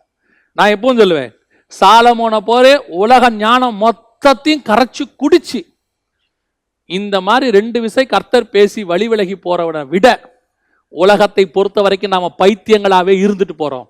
ஆனா கர்த்தரை அறிகிற அறிவு இருந்தா போதும், அதுதான் உண்மையிலேயே ஞானம். அவருக்குள் ஞானம் அறிவு என்கிற பொக்கிஷம் அடங்கி இருக்கிறதுன்னு கொலோசியர் புஸ்தகம் சொல்லுது. அந்த ஞானம் தாங்க ரொம்ப முக்கியம். சாலமோன் ரொம்ப கேஷுவலா செஞ்சிட்டாரு. ரொம்ப கேஷுவலா அநேக மறுமனையாட்டிகளை திருமணம் பண்ணி பிசாசோடைய வலையில விழுந்துட்டாரு. அதனுடைய விளைவு என்ன தெரியுமா, அந்த திறவுகோல் மூடிருச்சுங்க, அந்த டோர் க்ளோஸ் ஆயிருச்சு. அழகா மெல்கிசேதேக்கின் முறைமையின் டோரை திறந்து வச்சாரு தாவீது. நீதியின் ராஜா முடிச்சாரு, சமாதானத்தின் ராஜாவா இவன் முடிச்சிருந்தாங்கன்னா அடுத்து இவனுடைய சந்ததிக்குள்ள அப்படியே அடுத்து அடுத்து அடுத்து அடுத்து கிறிஸ்து வர வரைக்கும் இருந்திருப்பாங்க. இங்க விழுந்த விழுச்சி அவ்வளவுதான், முடிஞ்சிச்சு, டோர் க்ளோஸ் ஆயிருச்சு. கர்த்தர் பார்த்துக்கிட்டே இருக்கிறாரு, திருப்பி யாரை கொண்டு திறக்கலாம், திருப்பி யாரை கொண்டு திறக்கலாம் கர்த்தர் பார்த்துக்கிட்டே இருக்கிறாரு. சாலமோனுடைய வீழ்ச்சிக்கு என்ன காரணம், அந்நியரோடு கலவுதல், உலகத்தோடு கூட. எப்பவும் சொல்லுவேன், சபை உலகத்தோடு கூட கலக்க கூடாது. உலகத்துல இருக்கிறவங்க எப்பேற்பட்ட ஞானவானா இருக்கட்டும், உலகத்தில் இருக்கக்கூடியதான படிப்பாளிகள், உலகத்தில் இருக்கக்கூடிய பெரிய அந்தஸ்தில் இருக்கிறவங்க, வேலையில் இருக்கிறவங்க, அரசியல்வாதிகள், யார் வேணாலும் இருக்கட்டும், சபைக்கும் அவர்களுக்கும் எந்த விதமான சம்பந்தம் கிடையாது, கிடையவே கிடையாது, மிக்ஸ் ஆகக்கூடாது. சாலமோன் காணாம போயிட்டான், திறவுகோல் அந்த டோர் மீண்டும் க்ளோஸ் ஆயிடுச்சு. இதுக்கப்புறம் அந்த டோர் எங்க இருந்துச்சு, யார் ஓபன் பண்ணாங்க, எதுவுமே இல்லைங்க. முதல் வீழ்ச்சி உலகத்தோடு கூட ஸ்நேகம், உலக ஸ்நேகம் கர்த்தருக்கான பகை. ஆண்டவர் சொல்றார், ஒன்னு கர்த்தர் தெய்வமானால் கர்த்தர் இடத்துல வாங்கள், பாகால் தெய்வமானால் பாகால் இடத்துல போங்கள். அடுத்து ஏசாயா புஸ்தகம் 22ஆம் அதிகாரம் 22வது வசனத்துல கர்த்தர் இன்னொரு மனுஷனை செலக்ட் பண்றாரு. அந்த மனுஷனுக்கு பேர் தான் எலியாக்கீம். இந்த எலியாக்கீமை ஏன் செலக்ட் பண்ணாரு அப்படிங்கிறதுக்கு பார்க்கறதுக்கு முன்னாடி இந்த ஏசாயா புஸ்தகத்துல பார்க்கும் போது நீங்க கவனிச்சீங்கன்னா, இவனையுமே இன்னொருத்தனுக்கு பதிலா தான் செலக்ட் பண்ணியிருக்கிறாரு. இந்த எலியாக்கீம் முன்னாடி இன்னொருத்தனை செலக்ட் பண்ணியிருக்கிறார் ஆண்டவர். யாரை செலக்ட் பண்ணாரு, வசனம் சொல்லுது 19:20, ஏசாயா புஸ்தகம் 22ஆம் அதிகாரம் 19:20. உன்னை உன் நிலையை விட்டு துரத்தி விடுவேன், உன் ஸ்தானத்திலிருந்து நீ பிடுங்கி போடப்படுவாய். அந்நாளிலே இல்கியாவின் குமாரனாகிய எலியாக்கீம் என்னும் என் ஊழியக்காரனை நான் அழைத்து உன் வஸ்திரத்தை அவனுக்கு தரித்து உன் கச்சையால் அவனை இடைக்கட்டி உன் அதிகாரத்தை அவன் கையிலே கொடுப்பேன். அவன் எருசலேமின் குடிகளுக்கும் யூதாவின் வம்சத்துக்கும் தகப்பனாயிருப்பான். தாவீதின் வீட்டின் திறவுகோலை அவன் தோளின் மேல் வைப்பேன். ஒருவரும் பூட்டக்கூடாதபடிக்கு அவன் திறப்பான், ஒருவரும் திறக்கக்கூடாதபடிக்கு அவன் பூட்டுவான். யாரை பத்தி சொல்றாரு, எலியாக்கீம் பத்தி சொல்றாரு. இந்த எலியாக்கீம் யாருங்க, எலியாக்கீம் யாருன்னு பார்த்தா இவனும் அந்த மெல்கிசேதேக்கின் முறைமைக்குள்ள வரான். அதான் ரொம்ப முக்கியம். எலியாக்கீமுடைய தாத்தா யாருன்னு சொன்னா உங்களுக்கு தெரியும், யார் தெரியுமா, பிரதான ஆசாரியனாகிய அசரியா. அவர்தான் எலியாக்கீமுடைய தாத்தா. இந்த அசரியாவுடைய பையன் பேர் தான் இல்கியா. இவருடைய பையன் தான் யாருன்னு கேட்டீங்கன்னு சொன்னா எலியாக்கீம். இந்த வம்சம் அப்படியே வருது. ஆரோனின் புத்தர் தான் கோகாத்தின் புத்திரர்கள். இந்த கோகாத்தின் புத்திரர்கள் வம்சத்துல தான் யார் வர்றது, அசரியா வராரு. அசரியாவுடைய பேர பையன் தான் இந்த எலியாக்கீம், அதாவது பிரதான ஆசாரியர் லிஸ்ட்ல இருக்கிறார். ஆனா இந்த எலியாக்கீம் யாரா இருக்கிறாரு அப்படின்னு பாத்தீங்கன்னு சொன்னா, இவர் அதுக்கு முன்னாடி பினான்ஸ் மினிஸ்டரா இருக்கிறார். யாருக்கிட்ட பினான்ஸ் மினிஸ்டரா இருக்கிறாரு, எஸ்யாக்கே கிட்ட பினான்சியல் மினிஸ்டரா இருக்கிறார். உங்களுக்கு இன்னும் தெளிவா சொல்லணும்னா, சனகரிப்பு தேசத்தை பிடிக்க வராரு இல்லைங்களா, சனகரிப் தேசத்தை பிடிக்க வரும்போது சனகரிப்பு அவருடைய தளபதி கிட்ட ரப்சாக்கே அவங்ககிட்ட பேசுறதுக்கு ஒரு 3 பேர் போவாங்க. அந்த 3 பேர்ல ஒருத்தர் செபனா, இன்னொருத்தர் எலியாக்கீம். அந்த 3 பேர்ல ஒரு ஆள் தான் இந்த எலியாக்கீம் போனாங்க. இந்த எலியாக்கீமை பார்த்து தான் கர்த்தர் இந்த வார்த்தையை சொல்றார். இந்த எலியாக்கீமை பத்தி பார்க்கறதுக்கு முன்னாடி நம்ம இன்னொன்னு பார்த்தோம் இல்லையா, உன் ஸ்தானத்துல தான் எலியாக்கீமை கொண்டு வந்தேன்னு. யார் ஸ்தானத்துல கொண்டு வந்தாரு அப்படின்னு பாத்தீங்கன்னா, அதே ஏசாயா 22ஆம் அதிகாரம் 15வது வசனத்துல வசனம் சொல்லுது, சேனைகளின் கர்த்தராகிய ஆண்டவர் உரைத்த போது, நீ அரண்மனை விசாரிப்பு காரணம் பொக்கிஷ காரணம் ஆகிய செப்னா என்பவனிடத்தில் போய் சொல்ல வேண்டியது என்னவென்றால், இந்த செப்னா யார், இந்த செப்னா இவருடைய ஸ்தானத்துக்கு தான் இந்த எலியாக்கீம் வராரு. செப்னாவை தள்ளிட்டு கர்த்தர் எலியாக்கீமை கொண்டு வராரு. இந்த செப்னா யாரு? அவரும் விசாரிப்புக்காரன், அவரும் பினான்ஸ் மினிஸ்டர். யாருக்கிட்ட? எசேக்கியா கிட்ட. இந்த செப்னாவுடைய ஸ்தானத்தை ஏன் கர்த்தர் தள்ளினாருன்னு பாருங்களேன். ஏன்னா உன் வஸ்திரத்தை அவனுக்கு உடுத்தி உன் கச்சையை அவனுக்கு கட்டி அவன் தாவீதின் வீட்டுக்கு தகப்பனா இருப்பான் அப்படின்னு இருக்கு. அப்ப இந்த செப்னாவை ஏன் கர்த்தர் தள்ளினாரு அப்படின்னு கேட்டீங்கன்னா, அந்த வசனத்தை படிச்சுட்டே வாங்க. 16வது வசனத்தில் இருக்கு, உயர்ந்த ஸ்தலத்திலே தன் கல்லறையை வெட்டி கண்மலையிலே தனக்கு வாசஸ்தலத்தை தோண்டுகிறவனை போல நீ, நல்லா கவனிங்க, நீ உனக்கு இங்கே கல்லறையை வெட்டும்படி உனக்கு இங்கே என்ன இருக்கிறது, உனக்கு இங்கே யார் இருக்கிறார்கள்? இந்த செப்னாவை உயர்ந்த ஸ்தானத்துக்கு கர்த்தர் கொண்டு வரார், ஆசீர்வதிக்கிறார். ஆனா இந்த செப்னா என்ன பண்ணிடுறாரு? இந்த பூமியிலேயே இருக்க போகிறதை போல அநேக காரியங்களை, அடுத்த வசனம் பாருங்க, இதோ பலவான் ஒருவனை துரத்துகிற வண்ணமாய் கர்த்தர் உன்னை துரத்தி விட்டு நிச்சயமாக உன்னை மூடி போடுவார். அவர் உன்னை உருண்டையை போல அகலமும் விசாலமான தேசத்தில் சுழற்றி எரிந்து விடுவார். அங்கே நீ சாவாய். அங்கே உன் மகிமையின் ரதங்கள் உன் ஆண்டவனுடைய வீட்டுக்கு இகழ்ச்சியாய் இருக்கும். மகிமையின் ரதங்கள்லாம் வாங்கி வச்சிருக்கிறார். இங்கேயே இந்த உலகத்தை அவர் நேசிச்சு இந்த உலகத்துக்குள்ள எல்லாம் ஏன் பண்ணி பெரிய மேட்ல உயரமான கல்லறையை வாங்கி வெட்டி வச்சிருக்கிறாராம். எதுக்கு வெட்டி வச்சிருக்கிறாராம் தெரியுமா? நான் செத்த எனக்கு அந்த கல்லறையில தான் வைக்கணும். கல்லறையை கூட கிராண்டா வச்சிருக்கிறாரு. இன்னைக்கும் அந்த மாதிரி ஆட்கள் இருக்கு தெரியுமா உங்களுக்கு? என்னைக்கோ சாவுமா சாவ மாட்டோமே தெரியாது, வருக வந்தா போயிருவோம் நம்ம எதிர்பார்த்துட்டு இருக்கிறோம். ஒரு கூட்டம் இப்பயே கல்லறைக்கெல்லாம் இடம் வாங்கி கட்டியெல்லாம் வச்ச ஆட்கள்லாம் இருக்கு. எனக்கு ஒருத்தர் தெரியும், அவரு ஒரு கல்லறை இடையில ஒரு கல்லறை தோட்டத்தில் ஒரு இடத்த பக்கமா வாங்கி வச்சிருந்தார். அவர் சொன்னார், என்னைக்கு நான் செத்தாலும் என்னை அந்த இடத்துல தான் புதைக்க வேண்டும். இப்பவே ரெடி. இன்னைக்கு இருக்கிற ஒண்ணுமில்லாத நமக்கே இவ்வளவு இருந்திருக்குதுன்னா செப்னாவுக்கு எப்படி இருந்திருக்கு பாருங்க. உயர்ந்த மேட்ல கல்லறையை வாங்கி ரதங்களை வாங்கி, ஒரு ஃபைனான்ஸ் மினிஸ்டருங்க, அவரு ராஜா கூட இல்ல, பினான்ஸ் மினிஸ்டர். ஆண்டவர் சொல்றாரு, உனக்கு இங்கே என்ன இருக்கிறது? மெல்கிசேதேக்கின் முறைமையின்படி வாழுகிறவனுக்கு இந்த பூமியில் ஒன்றும் கிடையாது. இந்த பூமியில் அவனுக்கு ஒன்றும் மேன்மை கிடையாது. இந்த பூமியில அவன் தனக்கென்று ஒன்றும் சேர்க்கக்கூடாது. இதைத்தான் இயேசு திருப்பி திருப்பி திருப்பி சொல்றாரு, உனக்கு இங்கே என்ன இருக்கிறது? இப்ப நீங்க யோசிச்சு பாருங்க. இயேசு கிறிஸ்து இந்த மெல்கிசேதேக்கின் முறைமையில் வரும்போது அவர் நினைச்சிருந்தாருன்னா, லூக்கா எழுதின சுவிசேஷம் 8ஆம் அதிகாரத்துல ஆஸ்திகளால் அவருக்கு ஊழியம் பண்ணினார்கள் இருக்கு. 100க்கு அதிபதி சும்மாவா அனுப்பியிருப்பான்? வேலைக்காரனை சுகமாக்கி இருக்கிறாரு, சும்மாவா அனுப்பியிருப்பான்? எவ்வீரு பொண்ணை உயிரோடு கூட எழுப்பி இருக்கிறாரு, சும்மாவா அனுப்பியிருப்பான்? எத்தனை ஆயக்காரர்கள் வீட்டுக்கு கூப்பிட்டு உட்கார வச்சு சாப்பாடை போட்டு அவருக்கு அனுப்புறாங்க, சும்மாவா அனுப்பியிருப்பாங்க? எவ்வளவு ஆஃபரிங் கொடுத்துருப்பாங்க, எவ்வளவு கொடுத்துருப்பாங்க இயேசு கிறிஸ்து கிட்ட? ஒண்ணு கூட அவர்கிட்ட இல்லை பாருங்க. இயேசு நினைச்சிருந்தா என்ன பண்ணிருக்கலாம் யோசிச்சு பாருங்க. எருசலேம்ல அழகா ஒரு லேண்டை வாங்கி ஜீசஸ் மினிஸ்ட்ரிஸ் அப்படின்னு ஒரு பேரை போட்டு பக்காவா ஆரம்பிச்சு, பேதுருவை ட்ரெஷரராகவும் யோவான செக்ரட்டரியாகவும் யாக்கோப ஜாயின்ட் செக்ரட்டரியாகவும் போட்டு எவ்வளோ ஒரு வேலை பண்ணியிருக்கலாம். இதெல்லாம் செஞ்சா தப்பான்னு கேட்காதீங்க, நான் தப்புன்னு சொல்ல வரல. அவர் நினைச்சிருந்தா செஞ்சிருக்கலாம். ஆனால் மெல்கிசேதேக்கின் முறைமையின்படி வாழுகிற அவர் என்ன சொல்றாருன்னா, இப்பூமி சொந்தம் இல்லை, எனக்கு என்று எதுவும் இல்லை. திருப்பியும் சொல்றேன், நிறைய பேர் என்ன சொல்லுவாங்க தெரியுமா? அப்போ சபையெல்லாம் கட்டுற தப்பா? கர்த்தர் ஒண்ணு கட்ட சொல்லி, கர்த்தர் ஒண்ணு செய்ய சொல்லி நீங்க எதை செய்தாலும் அது தப்பே கிடையாதுங்க. இப்போ நோவா பேழை கட்ட சொல்றாரு, நோவா பேழை கட்டுறாரு. எதுக்குடா கட்டுற? உலகம் அழியுது அதனால நான் கட்ட போறேன். ஏன்பா உலகம் அழியுதுன்னு பிரசங்கம் பண்ற உனக்கு எதுக்கு பேலை? அதான் உலகம் அழிய போதே. இந்த கேள்வி கொஸ்டின் வரும் தானே. இப்போ வனாந்தரத்துல குடி இருக்கிறாங்க ஜனங்க, தேவ ஜனங்க, இஸ்ரவேலர்கள். அங்க என்ன பண்றாங்க? தங்கத்திலையும் ரத்தாம்பரத்திலையும் எல்லாத்தையும் சேர்த்து ஒரு ஆசாரிப்பு கூடாரம் கட்டுறாங்க. ஏன்பா நீங்களே பரதேசியா சுத்திக்கிட்டு இருக்கிறீங்க, நீங்களே சொல்றீங்க அந்நியரும் பரதேசியம்னு. உங்களுக்கு எதுக்கு அந்த கூடாரம்? இது கர்த்தர் கட்ட சொன்னாரு. கர்த்தர் உங்களை ஒரு திட்டம் கொடுத்து செய்ய சொல்லும் போது நீங்க செய்யுங்க, அதுல எந்த தப்புமே கிடையாது. If it's a God's will, he will provide also. அவர் கண்டிப்பாக அதை தந்து கட்ட சொல்வார். இங்க என்ன பிரச்சனை? அது இருந்தாலும் என்னுடைய இருதயம் அதன் மேல் இருக்காது. என்னுடைய இருதயம் எதுவும் இல்லை, நான் புறப்பட்டு போகிறேன், எனக்கு இந்த பூமியில ஒண்ணுமே கிடையாது. அந்த தாட் உன் மைண்ட்ல இருக்கணும், அந்த சிந்தனை நமக்கு இருக்கணும். கர்த்தர் உங்களுக்கு ஒரு ஸ்தலத்தை கொடுத்திருக்கிறாரா? சந்தோஷம். கர்த்தர் உங்களுடைய உண்மையை பார்த்து, உத்தமத்தை பார்த்து உங்களுக்கு ஒரு ஆசீர்வாதம் கொடுக்கிறாரு, ஒரு உயர்வை கொடுக்கிறாரு. அந்த உயர்வுல உட்காரும் போது உங்களுக்கு தெரியணும், இது அல்ல, இதை காட்டிலும் மேன்மையானது எனக்கு பரலோகத்தில் இருக்கிறது. ஒரு நாட்டையே கொடுக்கிறார் ஆபிரகாமுக்கு, கானான் தேசத்தையே. அந்த தேசத்துக்குள்ள வந்த பிறகு ஆபிரகாம் சொல்லுகிறாரு, அவர்கள் இதை அல்ல, தங்கள் சுய தேசத்தை நாடி போகிறார்கள். தங்களுக்கு நியமிக்கப்பட்டிருக்கிறது வேற ஒன்று இருக்கிறது, உன் சந்ததிக்கு தருவேன்னு அவர் தாங்க சொன்னாரு. அவர் தான் கொடுத்து இருக்கிறாரு. யாக்கோபு வரைக்கும் அங்க இருக்கிறாங்க, பார்க்கிறாரு, கண்ணால பார்க்கிறாரு ஆபிரகாம். ஆனாலும் அவர் சொல்றாரு எபிரேயர் 11:16, இதை காட்டிலும் மேன்மையான பரமதேசத்தை அவர்கள் நாடினார்கள். அதைத்தான் சொல்ல வரேன். நான் உடனே இப்படி சொன்ன உடனே எல்லாரும் என்ன நினைக்கிறாங்க? அப்ப இந்த பூமியில எதுவுமே வேண்டாமா? உங்களுக்கு கர்த்தர் இந்த வாழ்றதுக்கு என்ன கொடுக்குறோ அதை வச்சுக்கோங்க.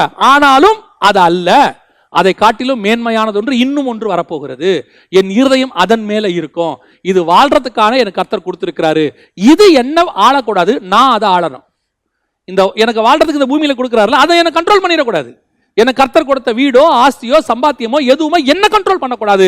அது என் ஆளுகைக்கு கீழே இருக்கணும். என்னைக்கு வேணாலும் தூக்கி போட்டு போறதுக்கு நான் தயாராக இருக்கணும். அதுதான் தாட். இப்ப என்ன ஆயிடுச்சு? ஒரு உயரமான கண்மலையின் மேல போய் ஒரு கல்லறையை வெட்டி ரதங்களை வாங்கி, இப்ப ஆண்டவர் சொல்றாரு, நீ லைக் பண்ண மாட்ட, நீ இந்த பூமியில வாழ ஆசைப்படுறவன், இதை எடுத்து நான் யார் மேல போட போறேன்? எலியாக்கீம் மேல போட போறேன். எலியாக்கீம் செலக்ட் பண்ணப்படுகிறார். இப்ப கர்த்தர் சொல்றார் எலியாக்கீமை பார்த்து, உன் கையிலே தாவீதின் திறவுகோலை நான் தருகிறேன், இதை வச்சுக்கோ. இப்ப இந்த எலியாக்கீம் பாருங்க, வம்சத்தின்படி லேவி கோத்திரம் ஆசாரியத்துவத்துக்குள்ள வராரு. அசரியா, அசரியா கிட்ட இருந்து இல்கியா, இல்கியால இருந்து எலியாக்கீம், இவங்க வராங்க அடுத்து. ஆனா இவர் என்ன வேலை பார்க்கிறாரு அப்படின்னு பாத்தீங்கன்னு சொன்னா, பினான்ஸ் மினிஸ்டரா இருக்கிறாரு, ராஜ்யபாரத்துக்குள்ள இருக்கிறாரு. அந்த ரெண்டு வேலையும் அவர் என்ன பண்ணிருக்கணும்? ஆசாரித்துவ வேலை தான் பார்த்துருக்கணும். அங்க போய் அவர் என்ன பண்ணிருக்கணும்? தாத்தாக்கு அப்புறம் அப்பா கிட்ட ஆசாரியமா படிச்சிருக்கணும். சாமுவேல் எப்படி ஏலிகிட்ட இருந்து படிச்சாரோ அந்த மாதிரி படிச்சிருக்கணும். ஆனா இவர் எங்க இருக்கிறாரு? ராஜ்யபாரத்தை படிச்சுக்கிட்டு இருக்கிறாரு. இவர் என்ன பண்றாரு? சனகரிப்போட தளபதி கிட்ட போய் பேசிக்கிட்டு இருக்கிறாரு. இவர் என்ன பண்றாரு? ரட்டு உடுத்திட்டு உட்கார்ந்து இருக்கிறார். தேசத்துக்கு ஒரு பிரச்சனை வரும்போது ரட்டு உடுத்தி அதை கிழிச்சுக்கிறார். இப்போ இந்த எலியாக்கீமை பார்த்து ஆண்டவர் சொல்றாரு, உன் கையில திறவுகோலை தரேன். ஏன்? ராஜ்யபாரமும் ஆசாரித்துவம் சேர்ந்து வருகிற உன் கையில அதை நான் கொடுக்கிறேன். இப்ப நீ தாவீதின் திறவுகோலை பூமியில கொண்டு வா. உன் ஸ்தானத்துல யார் வருவா? இயேசு கிறிஸ்து வருவார். ஏன்னா இயேசு வந்து முடிக்கணும், அதான் ஃபினிஷ். தாவீது ஸ்டார்டிங், இயேசு முடிக்கணும், அங்க வருவார். ஆனா நடந்தது என்ன தெரியுமா?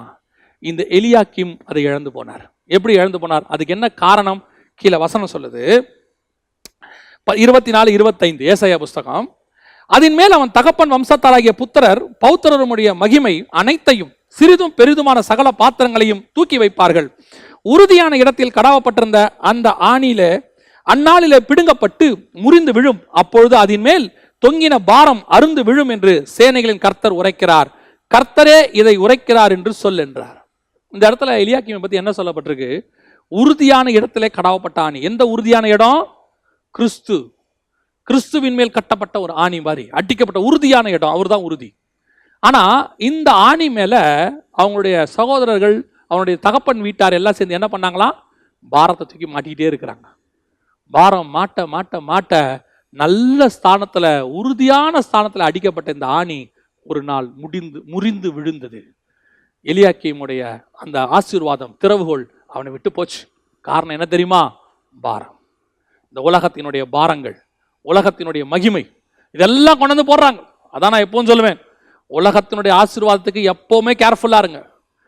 உலகத்தினுடைய மிக முக்கியமான, நம்ம ஒரு பாவம் பார்த்தோம் பார்த்தீங்களா, நம்ம நோவா காலத்தில் உள்ள பாவத்தில். அதில் இன்னொரு பாவம் என்ன தெரியுமா?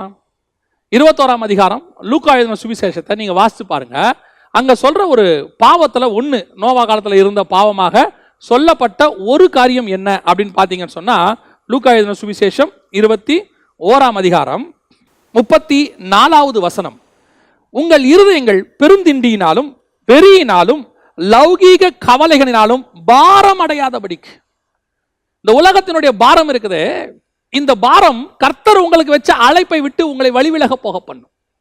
கர்த்தர் உங்களுக்கு நீ வச்சிருக்கிற ஆவிக்குரிய ஆசீர்வாதத்திலிருந்து உங்களை வழிவிலகி போக பண்ணும். நம்ம என்ன நினைக்கிறோம்னா, பாவம் என்பது என்ன? கண்களின் இச்சை, ஜீவனத்தின் பெருமை, மாம்சத்தின் இச்சை, இதான் பாவம் நினைக்கிறோம். இது ஒரு வகை நம்ம விழுந்து போறதுக்கு. இந்த மாதிரி நிறைய வகை இருக்கு. இன்னொரு வகை இருக்கு புகழ்ச்சி, இன்னொரு வகை இருக்கு ஆசீர்வாதம்.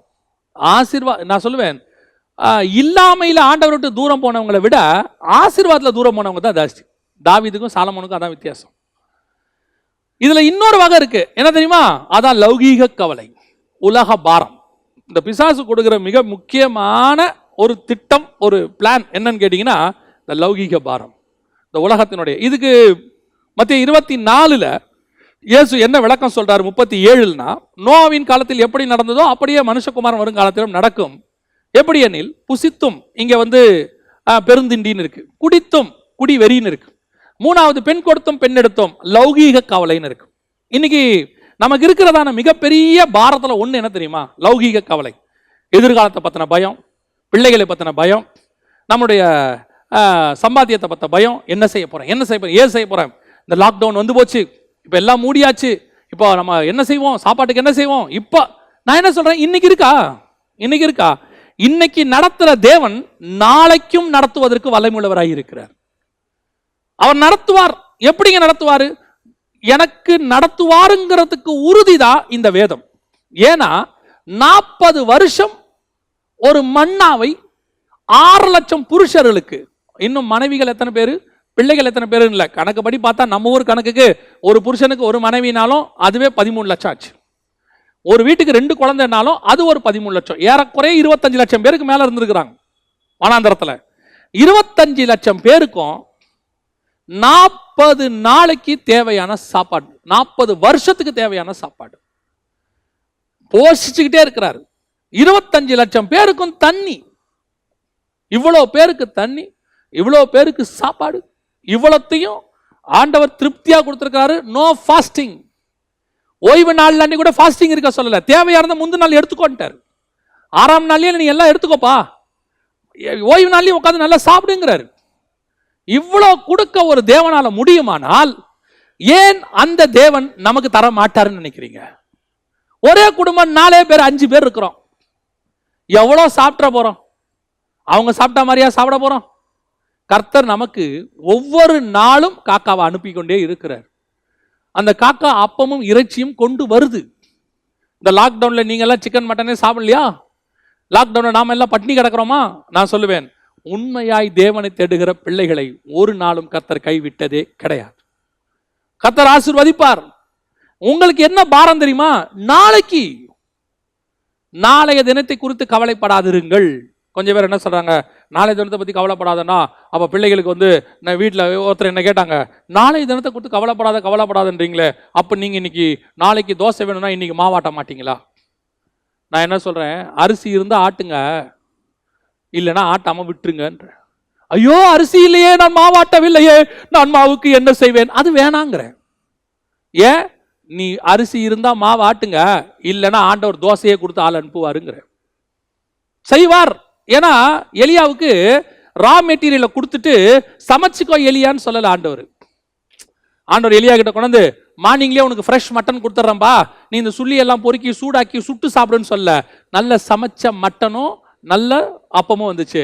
தூதன் கொண்டு வந்து சாப்பாடு கொடுக்கும்போது என்ன சொல்லிருக்கான், எலியா ஏந்திரு, இந்த பிசைஞ்ச மாவு இருக்கு பாரு, தட்டி கிட்டி போட்டு இங்க சூடு பண்ணி சாப்பிட. இல்ல, தழலில் சுடப்பட்ட அடை, ப்ரிப்பேர்ட் ஃபுட். இதுதாங்க நம்முடைய ஆண்டவர், இதான் நம்ம ஆண்டவர். நாளைக்கு நடக்க போறதுக்கு இன்னைக்கு நாம ப்ரிப்பேர் பண்ணுவோம். அவர் உலக தோற்றத்துக்கு முன்பதாகவே ப்ரிப்பேர் பண்ணிட்டார். Already prepare everything. பாரம், இன்னைக்கு பாரம், எத்தனையோ உறுதியான ஆணிகளை இந்த பாரம் முறித்து போட்டிருக்கு தெரியுமா? எத்தனையோ விசுவாச வாழ்க்கை வாழ்ந்தவங்க எல்லாம் பயம், 2 பிள்ளை 3 பிள்ளை, இவங்க எதிர்காலத்துக்கு என்ன பண்ணுவேன், அந்த பிள்ளைகளோட எதிர்காலத்துக்கு அதை சேர்க்கணும் இதை சேர்க்கணும். அதனாலேயே தங்கள் ஊழியங்களை இழந்தவர்கள் எத்தனையோ பேர். பிள்ளைகளுடைய எதிர்காலத்தை நினைச்சு அவங்களுக்கு ஏதாவது செய்யணுமே ஆசைப்பட்டு தங்களுடைய விசுவாச வாழ்க்கையை இழந்து, நல்ல பேரை இழந்து, தங்களுக்கு உண்டான எல்லாவற்றையும் இழந்து இன்னைக்கு மூளையில உட்கார்ந்து இருக்கிறவங்க எத்தனையோ பேர். நல்லா தெரிஞ்சுக்கொள்ளுங்க, இந்த ஆணி பாரம் இல்லாததாக இருக்க வேண்டும். அதான் ஆண்டவர் சொல்றாரு, பவுல் சொல்றாரு, பாரமான யாவற்றையும் உதறி தள்ளிவிட்டு, நெருங்கி வருகிற பாவங்கள் எல்லாத்தையும் தள்ளிவிடு, எல்லா பாரத்தையும் தள்ளுங்க. எதை பத்தியுமே கவலைப்படாதுங்க, ஒன்றை குறித்து கவலைப்படாதுங்க. அது எப்படிங்க இருக்க முடியும்? முடியும் முடியும். என் வாழ்க்கையிலிருந்து நான் உங்களுக்கு சாட்சியா சொல்றேன், என் வாழ்க்கையிலிருந்து சாட்சியா சொல்றேன். என்னுடைய பிள்ளை சிறு பிள்ளையா இருக்கும் போது ஒரு மனிதர் என்னிடத்துல விதமாய் சொன்னார், நீ பெண் பிள்ளையை வச்சிருக்க, ரொம்ப கேர்ஃபுல்லா இருக்கணும், இப்பவே உங்க ஊழியத்தில் வரதுல ஒரு பங்கை எடுத்து வச்சிரு, நீ அந்த நாளைக்கு அந்த பிள்ளைக்கு ஒரு நல்ல காரியம் நடக்கும் போது அது யூஸ்ஃபுல்லா இருக்கும் அப்படின்னு சொன்னார். அப்ப என் கூட இருந்த ஒரு சிலரும் அவருக்கு ஆமோதிக்கிறது போல, அவர் சொல்றது சரிதாங்க, அவர் அனுபவத்திலிருந்து சொல்றாரு, அதனால நீங்க என்ன செய்யுங்க, ஒரு பார்ட் எடுத்து வைங்க அப்படின்னா.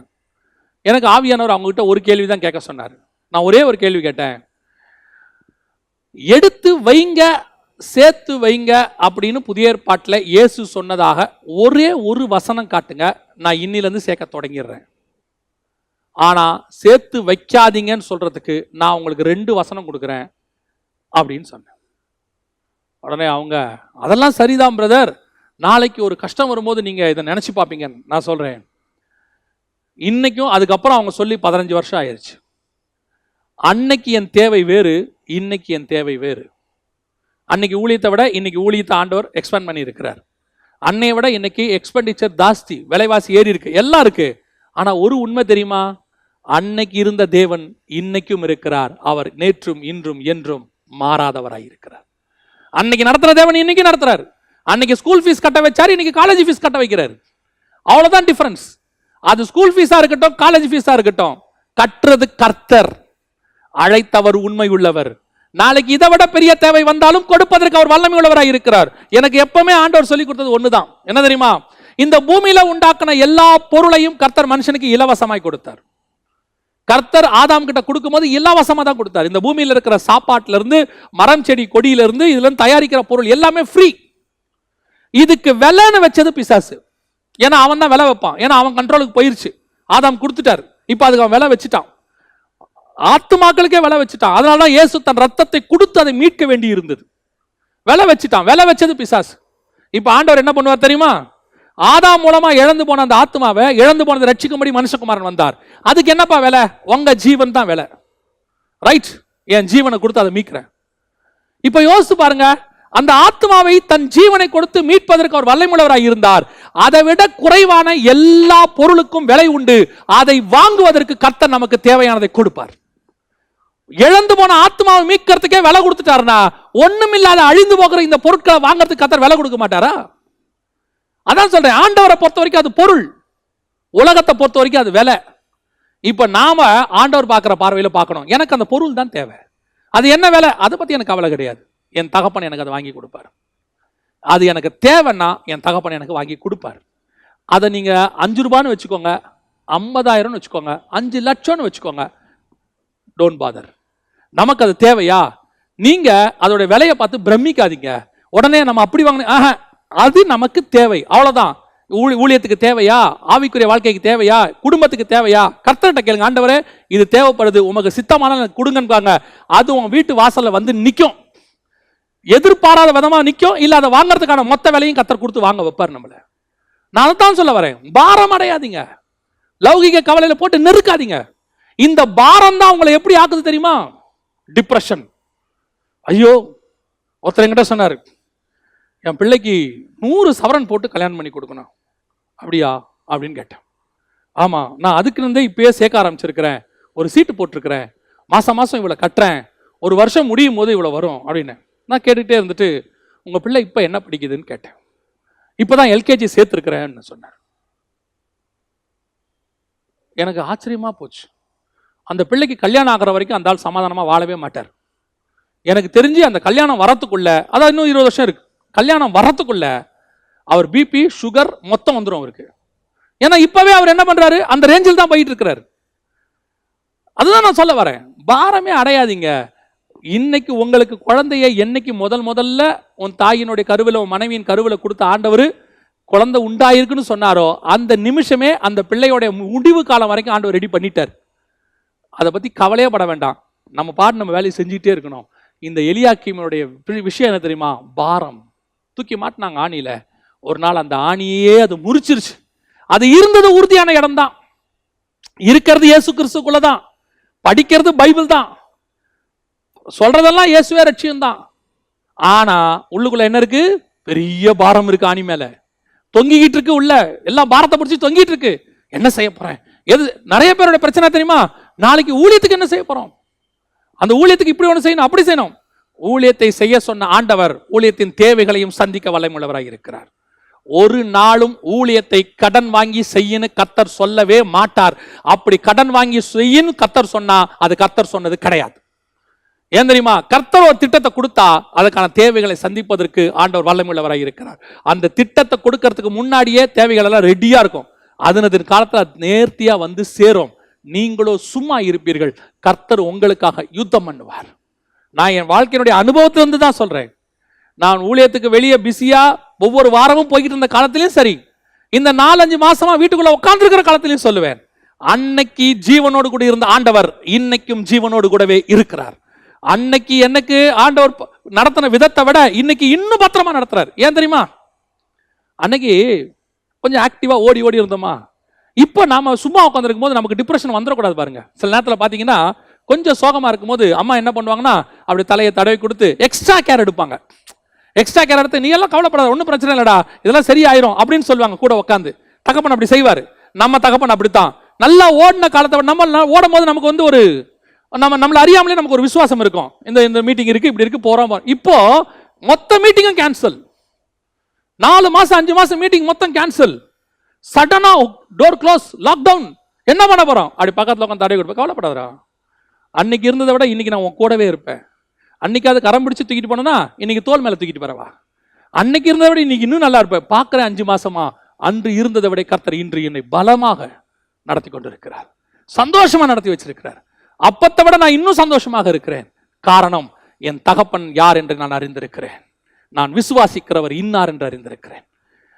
பாரப்படவே படாதீங்க, எதை பத்தியும் பாரப்படாதீங்க. அந்தந்த நாளுக்குரிய பாடுகள் போதும்னு வசனம் சொல்லுது. நாளை தினத்தை பத்தி கவலையே வேண்டாம். ஏங்க 12 பசங்களை வச்சிருந்த யாக்கோபே கவலைப்படல, 2 பசங்களை வச்சிருக்கிற நீங்க ஏங்க கவலைப்படணும்? அதுக்கே அவன் கவலைப்படல. இன்னைக்கு 2 பசங்க 3 பசங்களை வச்சுட்டு இவங்க எதிர்காலம் என்னவாகுமோ? ஒன்றும் ஆகாது. உங்களையும் என்னையும் கொண்டு வந்த ஆண்டவர் அவர்களையும் கொண்டு போக வல்லமை உள்ளவராக இருக்கிறார்.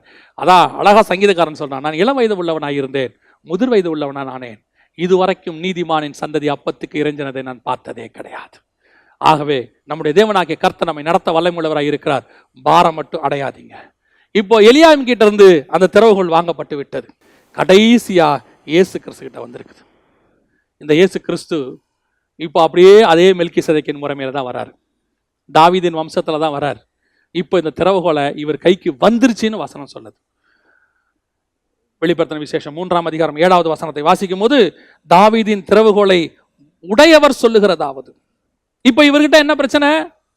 இந்த 3 பேர் இந்த திறவுகோலை இழந்தாங்க பாருங்க. சாலமோன், செப்னா, எலியாக்கிம். இந்த 3 பேரும் 3 ரீசனுக்காக இழந்தாங்க. ஒன்று, அவன் அந்நியர்களோடு கூட கலந்தான், உலகத்தோடு கூட கலந்தல்.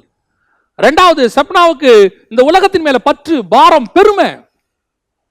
இந்த உலகத்துல பெரிய கண்மலை மேல கட்டப்பட்ட கல்லறை நான் தான் மினிஸ்ட்ரியில, ஆவிக்குரிய வாழ்க்கையில நாங்க இப்படி, என்னுடைய படிப்பு, என்னுடைய அந்தஸ்து, என் குடும்பத்திலேயே நான் தான் நல்ல வேலை, எனக்கு தான் கர்த்தர் வெளிநாட்டில் வேலை கொடுத்து எனக்கு மாசம் லட்சக்கணக்கில் சம்பாதிக்க, இந்த பெருமை இருக்குல்ல தலைமையில. அதான் செப்னா. ஆண்டவர் சொல்றாரு, நீ லாய்க்கப்பட மாட்டேன். இப்ப இயேசு கிறிஸ்து யோசிச்சு பாருங்க, அந்நியர்களோட பிசாசு வந்து சோதிக்கிறான், சாலமோனை சோதிச்சா மாதிரி அவனை ஜெயிக்கிறாரு. 2வது, இயேசு கிறிஸ்து கிட்ட எல்லாவற்றையும் பிதா கொடுத்தாராம்.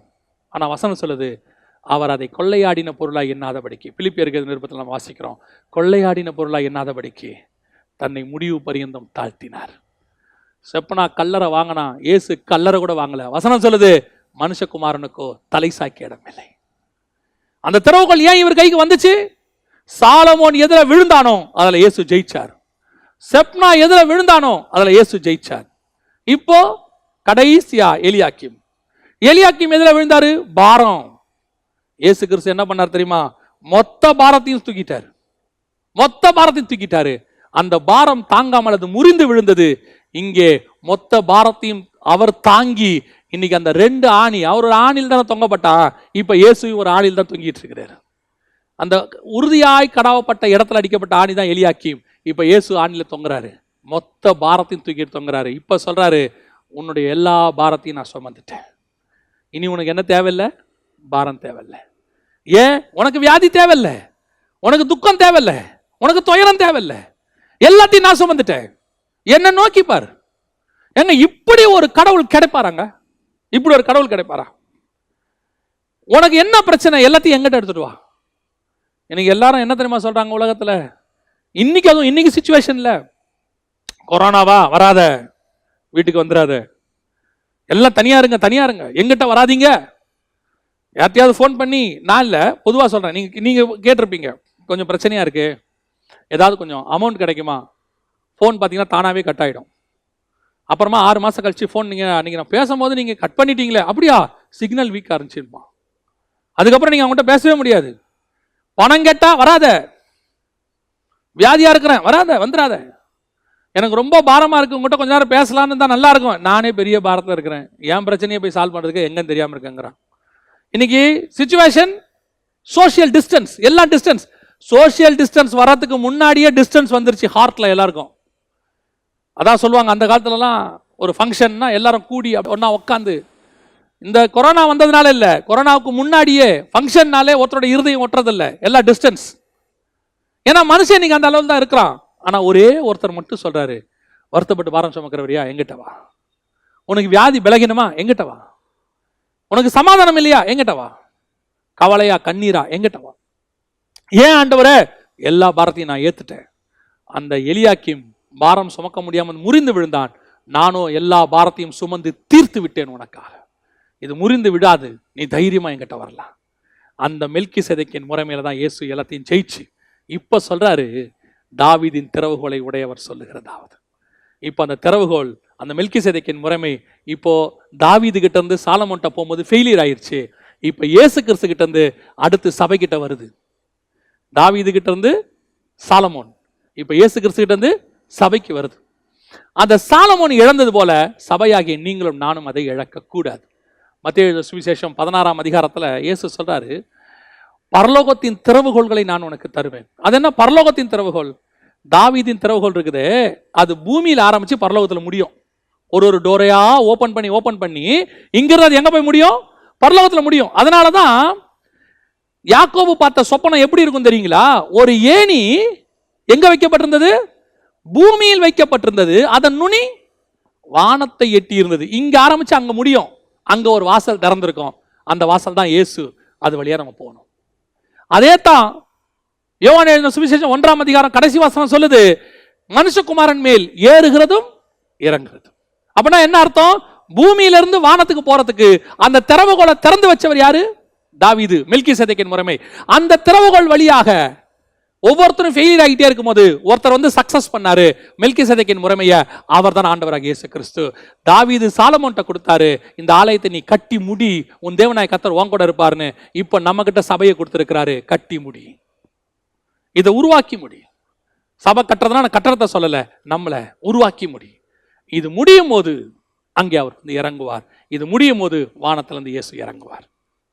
இப்ப நமக்கு தேவை என்ன தெரியுமா? சாலமோன் இழந்த மாதிரி நீ உலகத்தோடு கூட உன்னை கலந்து கொண்டா நீங்கள் இந்த திறவுகோலை இழந்து போவீர்கள். அதனால்தான் அப்போஸ்தலர் நடவடிக்கைகள் 2ஆம் அதிகாரம் 40ஆம் வசனத்தில் ஆண்டவர் சொல்றாரு, மாறுபாடான இந்த சந்ததியை விட்டு விலகி உங்களை ரட்சித்துக் கொள்ளுங்கள். இந்த செப்பரேஷன் லைஃப், வேறுபாடுள்ள வாழ்க்கை ரொம்ப முக்கியம். உலகத்துக்கு உங்களுக்கும் வேறுபாடு இருக்கணும். ஏன்? நீங்க எவ்வளவுக்கு எவ்வளவு உலகத்தோட கலக்குறீங்களோ அவ்வளவுக்கு அவ்வளவு அந்த உலகம் உங்களை இழுத்துக்கிட்டு தான் போமே ஒழிய உங்களால உலகத்தை இழுக்க முடியாது. எப்பவும் ரொம்ப சந்தோஷமா என் ஃப்ரெண்ட்ஸ் கிட்ட ஷேர் பண்ற ஒரு விஷயம், ஸ்பிரிச்சுவல் ஃப்ரெண்ட்ஸ் கிட்ட நான் அடிக்கடி ஒன்று சொல்லுவேன். என்ன தெரியுமா? கர்த்தர் எனக்கு ஒரு என்வாயர்மெண்ட் உருவாக்கி கொடுத்திருக்கிறார். ஒரு ஒரு சுற்றுச்சூழல் எப்படிப்பட்டது தெரியுமா? டெய்லி ஆவிக்குரியதை மட்டுமே கேட்கறதுக்கு, டெய்லி சத்தியத்தை மட்டுமே பேசுறதுக்கு, அப்படிப்பட்ட மனிதர்களை மட்டும் பார்க்கறதுக்கு. ஒரு காலத்துல ரட்சிக்கப்படுறதுக்கு முன்னாடி வெறும் கெட்ட வார்த்தை மட்டும் கேட்டுக்கிட்டு இருந்தேன், வெறும் சினிமா பாட்டு மட்டும் கேட்டுக்கிட்டு இருந்தேன், வெறும் அசிங்கமான வார்த்தைகளை மட்டும் பேசுவேன் கேட்பேன். இயேசு எப்ப என்னை வேறு பிரிச்சாரோ அப்போ எனக்கு எப்படி ஆயிடுச்சுன்னா, வாரத்துல கொஞ்ச நாள் சுத்தமானதை கேட்பேன், அப்புறம் வேலைக்கு போகும்போது அல்லது காலேஜுக்கு போகும்போது அசுத்தமானதை கேட்பேன். ரெண்டும் மாறி மாறி கேட்டுக்கிட்டு இருந்தேன். எப்போ முழுமையா இந்த ஊழியத்துக்கு ஆண்டவரை விட்டு உலகத்தை விட்டுட்டு இந்த ஆண்டவருக்குள்ள எப்படி முழு ஊழியத்துக்கு வந்துட்டேனோ, இப்ப என்னை சுத்தி இருக்கிற எல்லாருமே என்னை கர்த்தர் உருவாக்கி வச்சிருக்கிற என்வரன்மெண்ட் எப்படி இருக்கு தெரியுமா? சுத்தமானதை கேட்கும்படி, சுத்தமானதை சுவாசிக்கும்படி. இந்த வேத வசனத்தை தான் சொல்றேன். அப்படியே உட்காந்து பேசுறவங்க யாருமே கெட்ட வார்த்தை பேச மாட்டாங்க. என் கூட இருக்கிறவங்க எல்லாருமே அந்த ஜோக் அடிச்சா கூட அது ஸ்பிரிச்சுவல் ஜோக்கா தான் இருக்கும், பைபிள்ல தான் இருக்கும். அப்படி ஒரு என்வரன்மெண்ட்டை கர்த்தர் உருவாக்கி வச்சிருக்கிறார். இன்னும் போக போக அது எப்படி இருக்கும் தெரியுமா? வெறும் இயேசு கிறிஸ்துவோட மட்டும் பேசக்கூடிய பரிசுத்தமான வாழ்க்கையாக மாறும் நான் விசுவாசிக்கிறேன். அதுதான் கர்த்தர் நமக்கு கொடுத்திருக்கிற ஒரு ஆசீர்வாதம். இந்த உலகத்தோட கலக்கிறது எவ்வளவுக்கு எவ்வளவு நீங்க தேவனோட நெருங்குறீங்களோ அவ்வளவுக்கு எவ்வளவு உலகம் உங்களை விட்டு தூரம் போயிட்டே இருக்கும். எவ்வளவுக்கு எவ்வளவு தேவனோடு கூட ஐக்கியமாக்குறீங்களோ அவ்வளவுக்கு எவ்வளவு உலகம் உங்களை விட்டு பிரியும். உங்களை உலகம் நேசிக்குதுன்னா தேவன் தூரமா இருக்கிறாருன்னு அர்த்தம். உங்களை தேவன் நேசிச்சு நீங்க தேவனோட ரொம்ப நெருங்குறீங்கன்னா உலகம் கண்டிப்பாக உங்களை விட்டு தூரம் தான் போகும். உலகம் உங்களை பகைக்கும். ரெண்டாவது, பெருமை. இந்த உலகத்துல இருக்கக்கூடியதான பெருமை. நான் அப்படி இதை செய்வேன், ஆவிக்குரிய வாழ்க்கையிலையும் சொல்றேன். சப்னாங்கிறவன் யாரு தெரியுமா? உலகத்தான் இல்ல, சனகரிப்பை சார்ந்தவன் இல்ல. அவன் யாரு? கர்த்தருடைய திட்டத்துல வந்த மனுஷன்.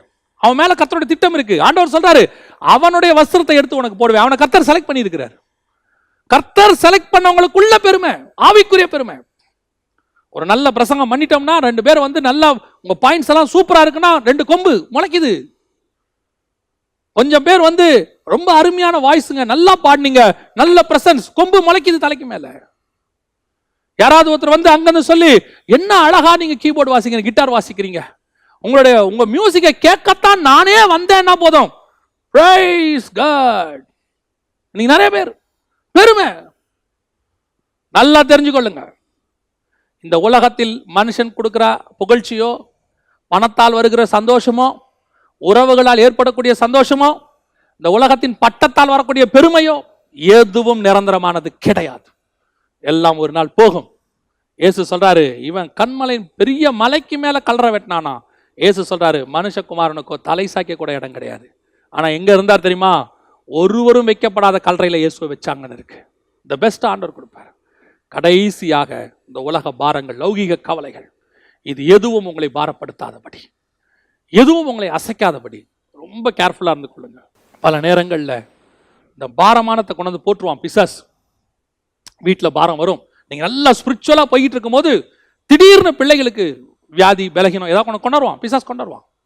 திடீர்னு நீங்க நல்லா ஆண்டவருக்குள்ள போய் நல்ல மினிஸ்ட்ரியில நல்லா ஊக்கமா அப்படி போயிட்டு இருக்கும் போது வீட்டில் பிரச்சனையை உண்டாக்குவான். அது இல்லை இது இல்லை, திடீர்னு ஏதோ ஒன்று நடக்கும். நல்லா தெரியணும். நான் ஒரே ஒரு சாட்சியை மட்டும் சொல்லிட்டு நான் ஜெபம் பண்ணி முடிக்க விரும்புகிறேன். ஒரு முறை ஊழியத்தின் பாதையில் உட்கார்ந்து மிக முக்கியமான ஒரு காரியத்தை எழுதுறதுக்கு ஆண்டவர் சொல்றார். பேப்பரெல்லாம் வாங்கிட்டு எழுதுறதுக்கு முதல்ல அந்த பேப்பர் பேனால கை வைக்கிறேன், எனக்கு ஃபோன் வருது வீட்டில் இருந்து. என்ன ஃபோன் தெரியுமா? விளையாடிட்டே இருந்த பிள்ளை திடீர்னு அப்படி ஓடிக்கிட்டே இருக்கும்போது திடீர்னு கீழே விழுந்துச்சு. விழுந்தது தூக்குறான், பயங்கரமா கொதிக்குது உடம்பு, ரொம்ப பயமா இருக்கு, ஓடி வாங்க அப்படின்னு சொன்னாங்க. உடனடியா வண்டி எடுத்துட்டு வந்தேன். வந்து இந்த பிள்ளைய தொட்டா ஜுரம், பயங்கர அதிகமான சூடு. உடனடியாக அந்த பிள்ளையை தூக்கிட்டு ஹாஸ்பிட்டலுக்கு போனோம். ஜெபம் பண்ணிட்டு டாக்டர்கிட்ட போனோம். டாக்டர் சொன்னார், ரொம்ப சீரியஸாக இருக்குது, உடனடியாக ஹாஸ்பிட்டல் அட்மிட் பண்ணுங்க. அட்மிட் பண்ணி அப்போ அந்த பிள்ளைக்கு, எனக்கு வந்து என்னுடைய பிள்ளைக்கு வந்து அப்போ 1.5 வயது 2 வயது. அப்போ ஹாஸ்பிட்டல் அட்மிட் பண்ணிவிட்டு அவங்க ட்ரிப்ஸ் ஏற்றுறாங்க. ஏற்றும் போது வாசலில் நின்று ஆண்டவர்கிட்ட அழுதுகிட்டே கேட்குறேன், ஆண்டவரே நான் உங்கள் ஊழியத்தை தானே செய்கிறேன், ஏன் என் பிள்ளைக்கு இப்படி வந்துச்சு அப்படின்னு கேட்ட உடனே ஆவியானவர் கேட்டார், நீ என்ன எழுத ஆரம்பிச்ச? உன் எழுத்தை நிறுத்துறதுக்கு தான் இது நடந்துச்சு, உன் ஊழியத்தை நிறுத்துறதுக்கு தான் இது நடந்துச்சுன்னு. உடனடியாக அங்கே தான் நர்ஸ் கிட்ட சொன்னேன், கொஞ்சம் பிள்ளையை பார்த்துக்கோங்க, 10 நிமிஷத்தில் வந்துடுறேன் அப்படின்னு சொல்லி என்னோடய வண்டி எடுத்துகிட்டு வேகமாக போனேன். போய் நான் எழுதுன அந்த புக்ஸ் எல்லாத்தையும் எடுத்துக்கிட்டு ஹாஸ்பிட்டலுக்கு வந்தேன். ஹாஸ்பிட்டல் வெராண்டாவில் உட்காந்து எழுத ஆரம்பித்தேன். அந்த 3 நாள் அந்த பிள்ளை ஹாஸ்பிட்டலில் இருந்துச்சு. 3 நாளைக்குள்ள அதை எழுதி முடிச்சிட்டேன். 3 நாள் கழிச்சு டாக்டர் சொன்னாங்க, ஒன்றுமே இல்லை, என்னன்னே எங்களுக்கு தெரியல, பிள்ளை நார்மலாக இருக்குது, எதனால இவ்வளோ ஹை ஃபீவர் வந்துச்சுனே தெரியல, அதுவும் சடனாக ஏன் வந்துச்சுன்னு தெரியல, அந்த காரணம் எனக்கு தான் தெரியும். பல நேரங்களில் ஊழியம் செய்யும் போது பாரமான காரியங்களை கொண்டு வந்து பிசாசு போடுவான். நீ கர்த்தருக்கென்று வைராக்கியமாக எழும்போது உன்னை இழுக்கிறதுக்கு பிசாசு ஏதாவது ஒன்று செய்வான். ஆவிக்குரிய வாழ்க்கையில் ரொம்ப கேர்ஃபுல்லாக இருந்து கொள்ளுங்க. அது உன் இருதயத்தை அசைக்க கூடாது, அந்த துக்கம் உன் இருதயத்தை உடைக்க கூடாது. ஒன்று மட்டும் சொல்லணும், இந்த பிள்ளையை கொடுத்த ஆண்டவர் இதை உயிரோடு வைக்கவும் வல்லமை உள்ளவராக இருக்கிறார். குடும்பத்தை கொடுத்த ஆண்டவர் அந்த குடும்பத்தை நடத்தவும் வல்லமை உள்ளவராக இருக்கிறார். ஊழியத்தை கொடுத்த ஆண்டவர் அந்த ஊழியத்தை நடத்துவதற்கும் வல்லமை உள்ளவராக இருக்கிறார். இதையெல்லாம் என் ஆண்டவருக்கு தெரியும், ஒப்பு கொடுத்து பாருங்க. நான் சொல்றேன், அவ்வளோ லைட் ஹார்ட்டடா உங்களை வச்சுக்கோங்களேன், நமக்கு வியாதி வராது. இந்த பாரம், லௌகிக கவலை ஒரு நாள் உங்களை வீழ்த்தி விடும். இதுல ரொம்ப கேர்ஃபுல்லா இருந்து கொள்ளுங்க. இதுல நாம அந்த சாலமோன் இழந்து போன அந்த மெல்கிசேதேக்கின் முறைமையை நம்ம இழக்கக்கூடாது. நம்மளே அப்படிதான் ஆண்டவர் வச்சிருக்கிறார். வெளிப்படுத்தின விசேஷம் 1ஆம் அதிகாரம் 5-6 வசனங்கள் சொல்லுகிறது, ராஜாக்களும் ஆசாரியருமாய் நம்மளை அழைத்திருக்கிறார். அப்ப நாமளும் அந்த முறைமையில தான் வந்திருக்கிறோம். அந்த திறவுகோல் நம்ம கையிலும் இருக்கு. பரலோகத்தின் திறவுகோல் கர்த்தர் நம்மகிட்ட கொடுத்திருக்காரு. பூமியில ஆரம்பிச்ச அந்த திறவுகோல் மெல்கிசேதேக்கின் முறைமையின்படி பரலோகத்தில் போய் முடிய போகிறது. ஒருவேளை நம்மளோடு கூட அது முடிய வாய்ப்பு இருக்கிறது. வருகை வந்துச்சுன்னா நம்மளோட அது முடியும். அப்படின்னா அந்த கடைசி கூட்டமா நாம இருக்கிறதுக்கும் வாய்ப்பு இருக்கு. நாம் அதை இழக்கக்கூடாது. சாலமோனுக்கு அப்புறம் அதை இழந்துட்டாங்க, நாம் இழக்கக்கூடாது. அதனால தான் சாலமோன் விசுவாச வீரர்கள் பட்டியலில் வரல. எபிரேயர் 11 நாம நம்முடைய பேரு ஜீவ புஸ்தகத்தில் வராமல் போயிடக்கூடாது. We must be very careful. நாம ஜெபம் பண்ண போறோம். சர்வ வல்லமையுள்ள எங்கள் தகப்பனே, அருமையான நேரத்திற்காக உமக்கு ஸ்தோத்திரம். மகிமையின் தேவன், உம்முடைய மகிமையான வசனங்களை, ஆழமான காரியங்களை, உம்முடைய மறைபொருளை, பரலோகத்தினுடைய திட்டங்களை திருச்சபைக்கு சொல்லுவதற்கு நீர் வல்லமையுள்ளவராக இருக்கிறீர். எவர்களை அழைத்தீரோ, எவர்களை முன்குறித்தீரோ அவர்களை அழைத்திருக்கிறீர். எவர்களை அழைத்தீரோ அவர்களை நீதிமானாக்கி இருக்கிறீர். எவர்களை நீதிமானாக்கினீரோ அவர்களை மகிமையும் படுத்த போகிறீர். ஆண்டவரே, இந்த சத்தியங்கள் யாருக்கு போக வேண்டும் என்று வைத்திருக்கிறீரோ அவர்களுக்கு போக போறதுக்காய் ஸ்தோத்திரம். யாருடைய இருதயத்தை திறக்க வைத்திருக்கிறீரோ அவர்கள் இருதயத்தை திறக்க போற தயவுக்காய் ஸ்தோத்திரம். நீர் பேசின தயவுக்காக உமக்கு நன்றி. கேட்ட சத்தியத்தின்படி எங்களுக்கு கொடுக்கப்பட்டிருக்கிற இந்த பரலோகத்தின் திறவுகோலை நாங்கள் ஒரு நாளும் இழந்து போகாதபடி கர்த்தர் எங்களுக்கு கிருபை பாராட்டுவீரா. இந்த உலகத்தில் எங்களை நெருங்கி வருகிற பாவங்களை உதறி தள்ளிவிட்டு ஓட, பெருமையான காரியங்கள் எங்களை விட்டு போகட்டும் ஐயா. எங்களுக்குள்ள பெருமை வந்துட்டா நீங்க எங்களை எதிர்த்து நிற்பீங்களே ஆண்டவரே. நீங்களே எங்களை எதிர்த்தா வேற யாருக்கிட்டையும் நாங்கள் போக முடியாது ஆண்டவரே. பெருமையானது எங்களுக்குள்ள வந்துடவே கூடாதுப்பா. எந்த சூழ்நிலையிலும் வரக்கூடாது. இந்த நிலைமையில வரக்கூடாது. ஒருவேளை இதுக்கு மேலான நிலைமைக்கு நீர் எங்களை கொண்டு போனாலும் வரக்கூடாது ஆண்டவரே. கிருபை தாங்கப்பா. தாவீதை போல கடைசி வரைக்கும் ஆடுகளுக்கு பின்னால் அலைந்து கொண்டிருந்த எண்ணெய்ங்கிற எண்ணம் எங்களுக்கு இருந்துகிட்டே இருக்கணும் ஆண்டவர். கடைசியாக இந்த உலகத்தின் பாரங்கள் எதுவும் எங்களை நெருக்காதபடிக்கு அவை எல்லாவற்றையும் உதறி தள்ளிவிட்டு ஓட, பாரமான யாவற்றையும் உதறி தள்ளிவிட்டு ஓட கர்த்தர் எங்களுக்கு கிருபை பாராட்டும். நீர் மாத்திரம் மகிமைப்படும். எங்கள் ஆண்டவர் இயேசுவின் நாமத்தில் பிதாவே, ஆமென்.